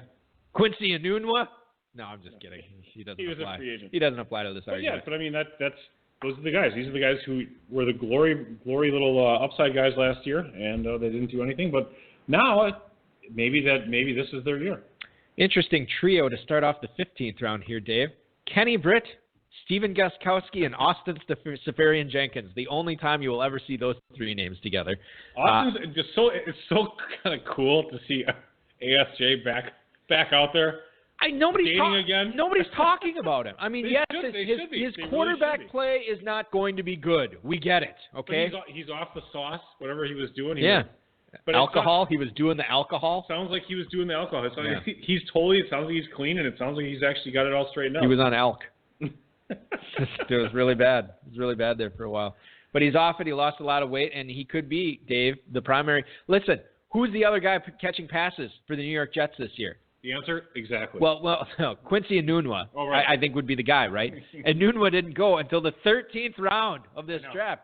PPR premium tight end format here. Austin Seferian-Jenkins in the 15th. It makes a lot of sense, and I believe that's the second tight end by Nelson Sousa. So I like that pick there as well. Arizona defense, Ryan Tannehill, Rashad Perriman. Vikings defense, Ted Ginn. Let's talk about him for a second because he moves to New Orleans and that offense on steroids, not literally. But you look at what he brings to the table with Drew Brees throwing the football there. You on board with Ted Ginn this year? A DE format, yes. In a regular life format, not so much. But, for this, sure, why not? He'll have some 80-yard touchdowns, absolutely. Like every third, fourth, fifth week, why not? Take a shot. And then the pick 2 picks later, I know you don't like me doing this, but J.J. Nelson, same type of guy. He'll have a couple of huge games. It's not a pick-by-pick draft coverage, or really a high-stakes fantasy football. You don't want me to skip rounds ahead because then it ruins your play-by-play. No, it's fine. But it's not a show with me on it without me talking like I'm in love with a Denver running back, which I think I am again this year, but I'm paying a much lesser price for it. I really like Devontae Booker. And I understand he's the number 3 running back there. But he's in a new scheme this year, the scheme that he was in last year. He struggled in, obviously. Mm-hmm. I'm not convinced Jamal Charles makes the team this year, and I think Booker could be the handcuff to Anderson. And let's face it, that handcuff for Devontae Booker behind Anderson, that is a solid gold handcuff. Because it is a much more valuable handcuff when you have a guy who is going to be playing on a team that wants to run the ball, that is very successful in running the ball, that focused on their offensive line in the draft, and then you have Booker playing behind a guy who has missed a lot of time in C.J. Anderson. I like Booker this year, and in this format, he goes in the 15th round tonight. He goes to Corey Parson. I like Corey Parson's team tonight, too. He's doing a really good job. I like that Devontae Booker pick there at the 15:09. Thomas Rawls to Richard Green at the 10. Kenny Stills and Mohamed Sanu completing the 15th round tonight. Can we go back? Let's go back to Devontae Booker. I totally agree with you, actually. I mean, look at C.J. Anderson. I mean, what has he really ever done? Seriously. Take C.J. Anderson. Take him. I'm serious. It's like, what has he ever done? 2014, he had 179 rushes for 849 yards and 8 touchdowns. 2015, 152 for 720 and 5 touchdowns. And then last year, 110 for 437 and 4 touchdowns. He's never even been good. I mean, even in 2014, he had 34 catches, 320. He made the Pro Bowl, but he's not even all that good. He's not a pedigreed back. Right. Yep. They drafted Booker actually to replace C.J. Anderson. He didn't quite get it done. Right. They pick up Jamal Charles, who, if he's on his last legs, if he is, like you said, I think Booker actually is a totally solid upside. If Jamal Charles gets cut, Booker's ADP is going to go up significantly. And I'll say this, too. The other thing working in Booker's favor, if you want to draft him this year, remember last year when Anderson went down and people who had rostered Booker since the start of the season or picked him up off the waiver wire were so excited. I can't remember who I was talking to. It might have been Kirk Kikas about this, and because I think he was in this league with me. I was talking about I got it made, man. This is after Arian Foster retired. You said this? Yeah, I said, I got it made, man. This is because you know how I always draft receivers. Get a traditionally. And I kind of ignored running back. I'm like, Arian Foster retired. I got Jay Ajayi. C.J. Anderson got hurt. I got Devontae Booker. I got 2 top 10 running backs the rest of the way. My receivers are obviously awesome. I am going to lay waste to this entire competition. What league is this in? Did not make the league playoffs in Kentucky? this format. No, this is not Kentucky. Oh. This is something else. Did not make the league playoffs. Didn't quite work out. It did not come close to working out. And the point I want to make is there's this bad taste in the mouth feeling of people who own Booker last year. You know what? I didn't own Booker last year, which is why I don't have the bad taste. Okay, but now you like him, so I guess that shoots that argument. No, but that's the point, is that because I don't mind liking him because I didn't own him last year. Yeah. Go ahead. Sorry, did I ruin your? No, that was just basically my point. It's another reason that I think Booker is coming at a discount that you can get him this year. That was the end of 15th round with Sanu. Let's kick off the 16th round. Will Fuller, Taylor Gabriel. We talked about Dan Bailey, the Seahawks defense. Dwayne Allen off the board. Do you think Dwayne Allen is a Patriot at the start of the season? Does he make that team? Is this overblown that people are saying that he might get cut? I really hadn't heard that news, so it's news to me. I don't know.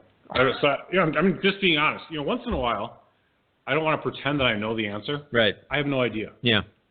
I don't like Dwayne Allen. I've never liked Dwayne Allen. Yeah. So I wouldn't be taking him anyway. Another good way to spend a 16th round pick, that is Chris Thompson. And again, Jake Seeley, taking a guy I really like. Not that I really like Chris Thompson, but to get a pass-catching running back like him in an unsettled backfield in Washington with an elite offense, with a quarterback that's going to get paid like $50 million this year because Washington refuses to sign him to a long-term deal. Can I make a statement about Dwayne Allen? Yes. Let me go back to it. Okay. I say that I never liked Dwayne Allen. I've never had him on my teams, and he's never really been that good. So I kind of am just being an advocate for if you don't like a player and not liking him for his entire career, however long that is, sometimes it actually pays off pretty well for you because then you just never he's like a roster clogger. The guy who always is going to be something and never does anything. Yeah. So it's like everyone else always rostered Dwayne Allen. Good for you. He's not a super talented player. Nice guy, good blocker, whatever. I don't really care. You guys can have him. You can have him this year again too, and see what happens.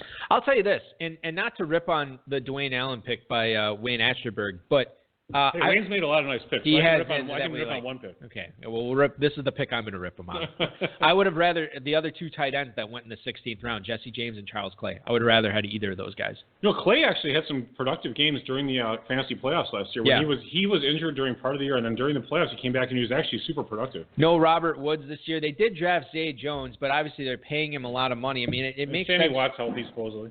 Yeah, and well, listen, even if he's not, I mean, then you look at what Clay can do. There was God, who is I got to really start keeping track of these articles I read. You know, talk to all these like movers and shakers in the fantasy industry. It's just all blurs. It's tough for you to keep up, man. Yeah. Charles Clay, actually, he had his kid was born real late in the season last year. One of his kids, I don't know how many kids he has, but he had a pregnant wife or girlfriend. I don't know if he's married, but he was the father of this kid, and it was born. And after this kid was born, he had this massive fantasy performance like the next 3 weeks. His Draft Sharks. It was a Draft Sharks He did not article. travel, and it was in December of 2016. He did not travel on a team play as he waited the birth of child. Yeah. Didn't fly with his team to Oakland. Yeah. So but then after that, he was really, really good. This is a DraftSharks.com article. Jared Smola and Matt Schauf, who will both be drafting in this competition. Well, hopefully they call in. We can talk about it. He was nervous about his little. We've all been there. Yeah, we've all been there. So not all of us, but you and I have. You weren't nervous when you were about to become a father? Not all of us have had kids. Oh, I see. I'm sorry. I was just speaking to fathers. Because let's face it, if you're not a father, you're not. You're much less of a human being. Yeah, it's just ridiculous. You don't know. You don't. You. I can't even explain it to you. Blah blah blah blah blah. Yes, father superiority. Yeah. Complex. Yeah. It's like, shut up. Yep, and I will. I'm single and happy. Back-to-back Charles in this round, Charles Clay, Charles Sims, after Jesse James, Charles Clay, and then Charles Sims. Aaron Jones, a guy who keeps climbing up. Robert Woods, another one of my favorite late-round receivers here this year. He goes to Chris Holland and Alex Blake. And then the L.A. defense. Now, I don't know if that's the L.A. Rams or the L.A. Chargers. I was told that would be fixed. Look, see here, there's the LAFC defense. Right, but you wouldn't have known that because the LA Rams got drafted first. This shoddy-ass FFPC software, once again. You know, and I'll talk to the administrative board on that one. All right. We'll have a vote and see what happens. I'm just kidding about the shoddy-ass FFPC software. That's actually kind of true. Whatever. Tavon. As far as that particular part of it goes, we should have an R there. Yeah. So right after the Rams defense, Jeff Ratcliffe doubles down on the Rams and gets Tavon Austin. The Panthers defense goes after that. I like the Alvin Kamara pick by Scout Pros Nelson Sousa at the 1703. Buccaneers, Josh Doxson. That's another interesting pick going to Sam Hendricks here at the 1705. Interesting in a good way, not interesting in like, I want to rip on it, but I can't. I actually do like Doxson. I'm not a huge Doxson fan, but the 17th round, I mean, come on. Wake up, other 11 teams. It makes a lot of sense. Alex Smith, Giants defense. J.J. Nelson, you talked about. Tim Hightower, the forgotten running back in San Francisco. Everybody talks about Joe Williams and Carlos Hyde. Hightower, yeah, absolutely. Hightower's still farting around there. Alan Hearns. He's the one who always ends up, it's like week 11. It's like, what do you think the odds are that when it's week 11, you look at the starting running back for the 49ers, and the odds are that it's Hightower? About 30%. Yeah. 40%. Maybe even higher, yeah. Alan Hearns goes in the 1710 to Richard Green. What do you make of Hearns going basically 2 full rounds, 2.5 rounds ahead of Marquise Lee? Which Jacksonville receiver do you like better, especially in that offense? I would take Marquise Lee at that draft position. I thought that Lee was the guy who's going to emerge ahead of Hearns. Now, is that flipping back and forth or what? No, I've usually seen Lee ahead of Hearns in drafts. That's what I thought as well, and I think that Lee is the more pedigreed player. I always say this, but he is, and he had some injury issues, and he's kind of come around, and he produced really well last year. Yeah. And Hearns actually has been the one who hasn't produced on that 5 years, $40 million contract. Yeah, it's interesting. I was not only surprised to see Hearns go first, I'm surprised to see Lee go so late. I always like Marquise Lee's story too. He had this really rough upbringing in like South Central LA. And he overcame a lot of that stuff. Couldn't even afford to tour any other campus than USC. That's right. I don't even know. I don't know if that's accurate. Took the bus to the campus visit. Yeah. It wasn't even a campus visit. He was just hanging out. Pete Carroll's like, hey, you want to play football? Hey, kid. Yeah. Was it Pete Carroll? Was he the coach at USC at that time? I don't even know. It might have been Lane Kiffin. Somebody else. Like, hey, like they had finals that day. You know, USC was just hanging out, sitting up against. Yeah, USC had finals that day. He's like, man, we're short on receivers. Hey, that guy looks pretty athletic. Hey, you, that skinny kid over here. Hey, you, get over here. He ran a couple routes, and threw his jersey out. Matt Barkley is like, wow, this guy can play. And he could. And he is. And he does. Yeah, read up that article. Read it up. Read it up? Yeah, that's an Aaronism. All right, I'll search it up. I'll read it up. So we left off here in the end of the 17th round. So after Hearns, we talked about Vernon Davis, to Mike Visconti, Matt Bryant. Jacksonville defense, followed by Jared Goff. Zach Miller right after that, followed by Florida State's own Graham Gano. Jared Goff is so good, he was an auto pick. And he is the fourth quarterback for Mike Visconti. I feel bad because might actually be a legit pick. We were talking to him when he made the Vernon Davis pick. I wonder if it's because he was talking to us, he missed the Goff pick because he was coming right around on that. Well, I mean, it's not our fault if he missed the pick 2 picks later. Yeah, anybody, and I'll say this, anybody who calls in, if we're like distracting you or you're sick of us, join the club, number one. And number two, just hang up on us. I will not be offended. Dave will not be offended. Our wives hang up on us all the time. Well, it's technical difficulties. Yeah. You're not supposed to tell people that.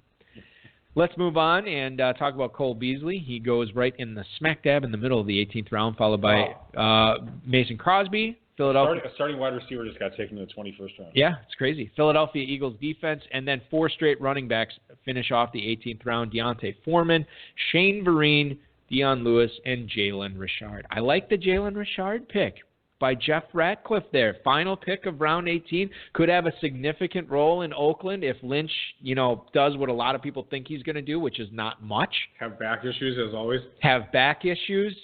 OD on Skittles is a possibility. How often do you guys just sit out the year and then just come back and are awesome? Yeah, and light Especially it up. off of a kind of not that great year. I will say this. I do believe that, and I can't see this on the board right now. No, I can't see it on the board. By the way, he did take Lynch. That's what I was going to allude to. I thought he was the one who took Lynch, so he gets Lynch and Richard there. It worked out for him then. Yeah, worked out nicely. Kicking off the 19th round, Eric Swope, Vance McDonald, A.J. Derby. I know you don't like Vance McDonald, but between Swope and Derby this year, Dave, if you're taking a third tight end in an FFPC format, which of those guys do you like better? I'm taking Swope, and you know why? No, tell me. Because all the other smart guys that draft in the FFPC like Swope. Really? Like who? Who's on him? I don't know. You can't say it, or you don't know? I mean, I don't remember, but a lot of. So how do you know that a lot of the smart guys are all taking Swope, whatever the hell his name is? They're taking him all the time. Yeah. They're saying, oh, blah blah blah blah blah. That's who they're taking. So I'll take him. I don't have to think about it because it's so cheap. I don't have to do much analysis at that point. Here's what I will say about Swope versus Derby. I don't know who is throwing to A.J. Derby, but I know they're both throwing right now. Mm-hmm. I know the guy who's supposed to be throwing to Swope is allegedly still not throwing. Look, you can't make – okay, that's fine when you're talking about the T.Y. Hilton pick in the second round. When you're talking about the 19th round, Balky, you have to take a little bit of a risk. Mr. Bearded Luck, he'll be fine as far as a 19th round pick goes. You can taking a second round pick, it's a little bit more of a risk. You could take a little bit of a risk with Swope, or you could take a teeny tiny itty bitty risk with A.J. Derby. Give me itty bitty. Do you want to put 5 on this? I think this would be compelling. You think so? Eric Swope versus A.J. Derby, more FFPC points 2017. You want to do it? Sure, why not? All right, I got A.J. Derby, more FFPC points. Sucky tight ends. Okay, and I'll you take Swope. And how much do you have on it? $5. Oh, I got 5 on it. Oh, this stinking. Hold on. I got 5 on it. I don't know if we make too many wagers during Pros versus Joe's drafts, but this is a rare one tonight, so that's exciting. That was the start of the 19th round. Will Lutz, Zay Jones, Marlon Mack, T.J. Yeldon. Following up, Zay Jones goes Mack and Yeldon. Are we doing an analysis of the teams? Yeah, we will after this round. Okay, but it's going to have to be. Minutes. It's going to have to. We're only going to be able to discuss the core anyway because these guys have been so fast with drafting tonight. It'd be impossible to do it. Speed it up. And you're going to have to help me out a little bit too. Cooper Kupp, by the way, get to that pick. 21st round, starting receiver. Okay. Cairo Santos, Lance Dunbar, Anquan Bolden, unsigned. And he goes to Richard Green again. Love it. Richard Green should be in every Pros vs. Joe's draft. It's been so entertaining. Yeah, Bolden pick's not bad. I'm not saying a lot of his picks have been bad, but they've all been entertaining, the majority of them. He has had some boring ones, too. The Redskins and then Langford to finish off 19th round. Let's just target a couple of guys here in rounds 20 and 21 as they're through it. We see Rex Burkhead, Wayne Gallman go in the 20th round. Robert Turbin was in the 20th round. Juju Smith-Schuster also in the 20th round. You mentioned Cooper Kupp. He's supposed to be a starter. We talked about Marquise Lee. DeAndre Washington goes in the 20th round. Rashad Jennings also unsigned. The Packers rumored to be kicking the tires on that. Listen. He's a good dancer. He is a good dancer, and I'll say this: I know the Packers; they ain't signing Rashad Jennings for what that's worth. I actually like the Curtis Samuel pick because if you have Funchess who gets picked after him, right. He's supposed to start, or Benjamin gets dinged up. Samuel is actually the best athlete out of those three receivers right there. Yeah. Okay, so let's fly through the team analysis. You pick a round that we're going to stop in. What does that mean? 12? No, that's too much. Just the core. I don't know. The starting guys, 10th round, 11th round. Okay, well, let's just go through it.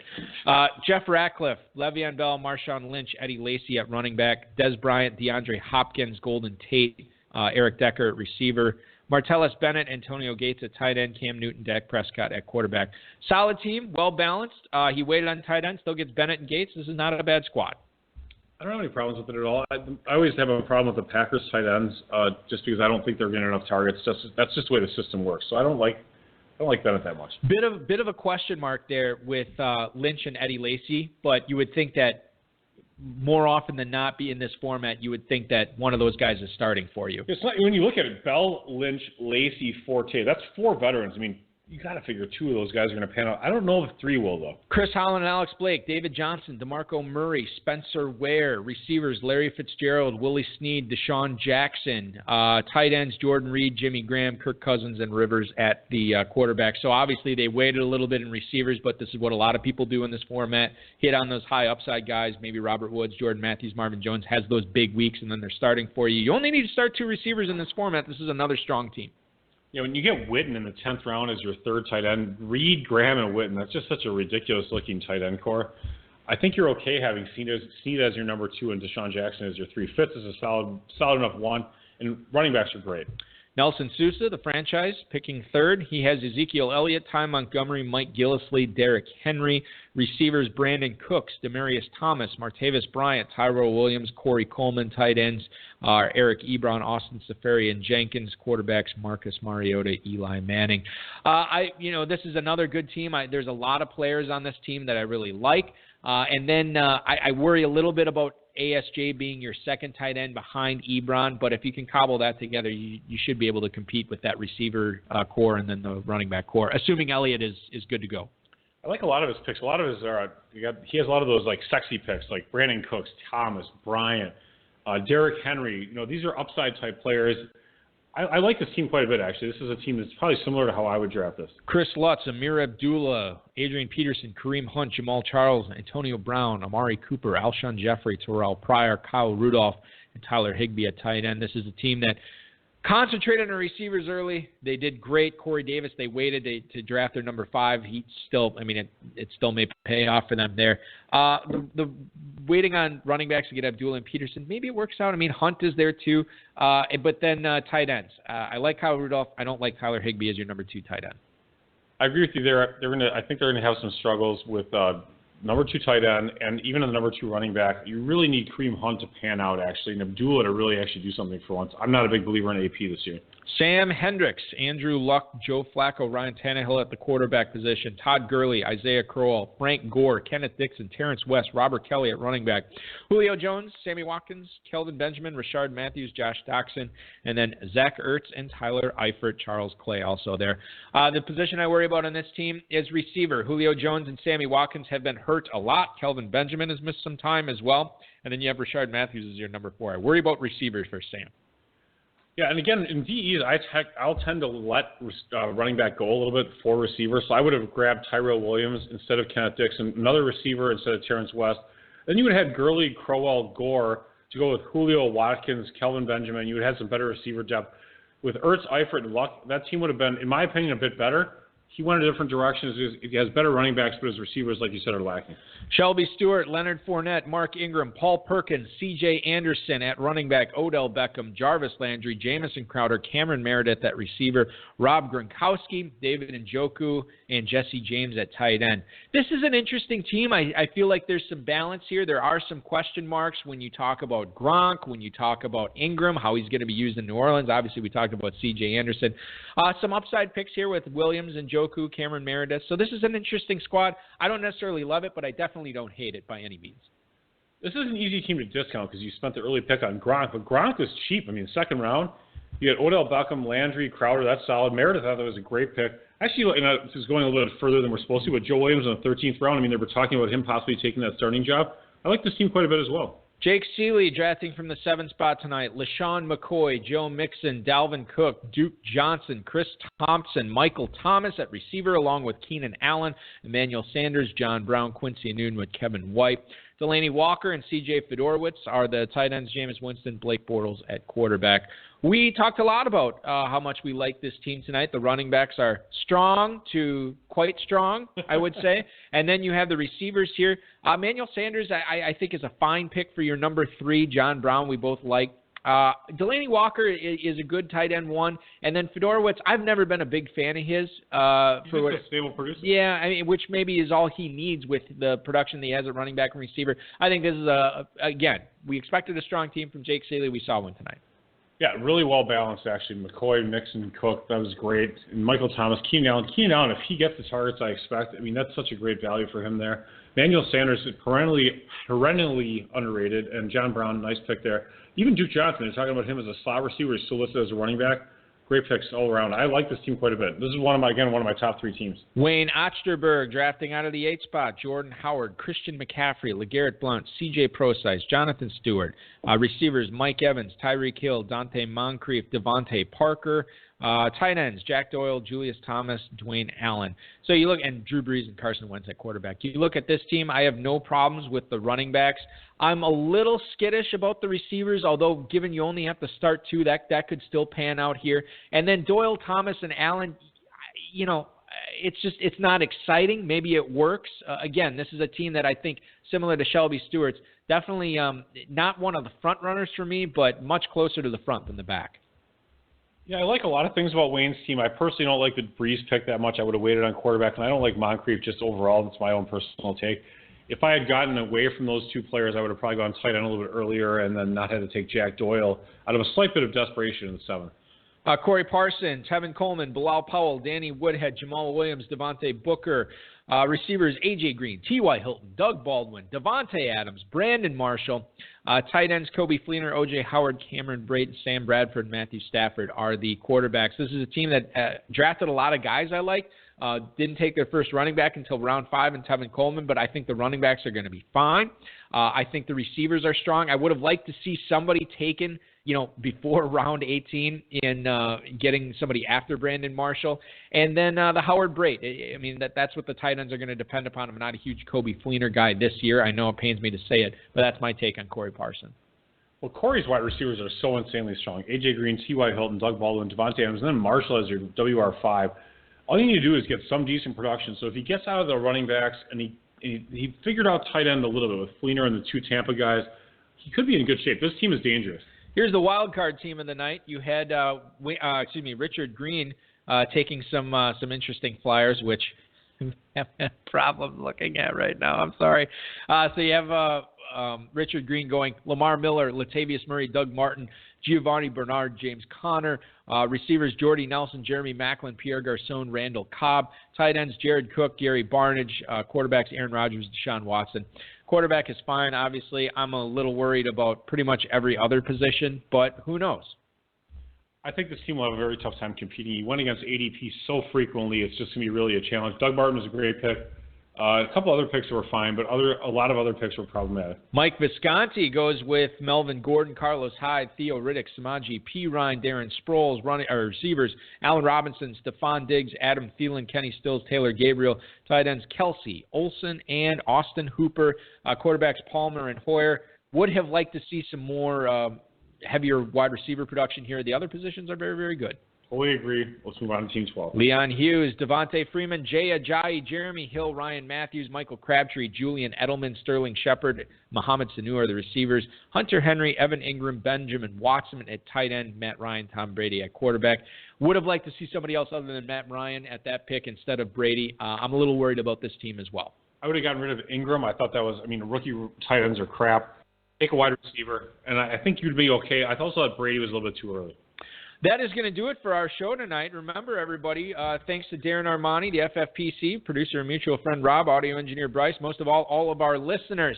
These draft boards will be posted on the FFPC Twitter, on the FFPC Facebook, on the FFPC message board. They will be all over, so you can, and the High Stakes Fantasy Football Hour, obviously, you can check out the finalized draft boards there. We just can't keep the stream going any longer. With that, I want to thank Wayne Asterberg, Sam Hendricks, Jake Seeley, Mike Visconti for all calling in tonight. I want to remind everybody we will be back doing this tomorrow at 9 p.m. Eastern Time, 8 Central. We will have Pros vs. Joes Division number 2. That is the Say My Name division. Keith Douglas, Chuck Root, Dan Thomas, Eric Young, Drew Maselli, and Brian Holgen make up the FFPC Joes. And then for the pros, Evan Silva and Rich Rebar from Roto World, Mike Beers from RotoViz, Howard Bender from the Fantasy Alarm, Izzy Alkafas from Dynasty Trade Calculator, and former overall champ Tim McCullough, the from Roto Experts, will also be on.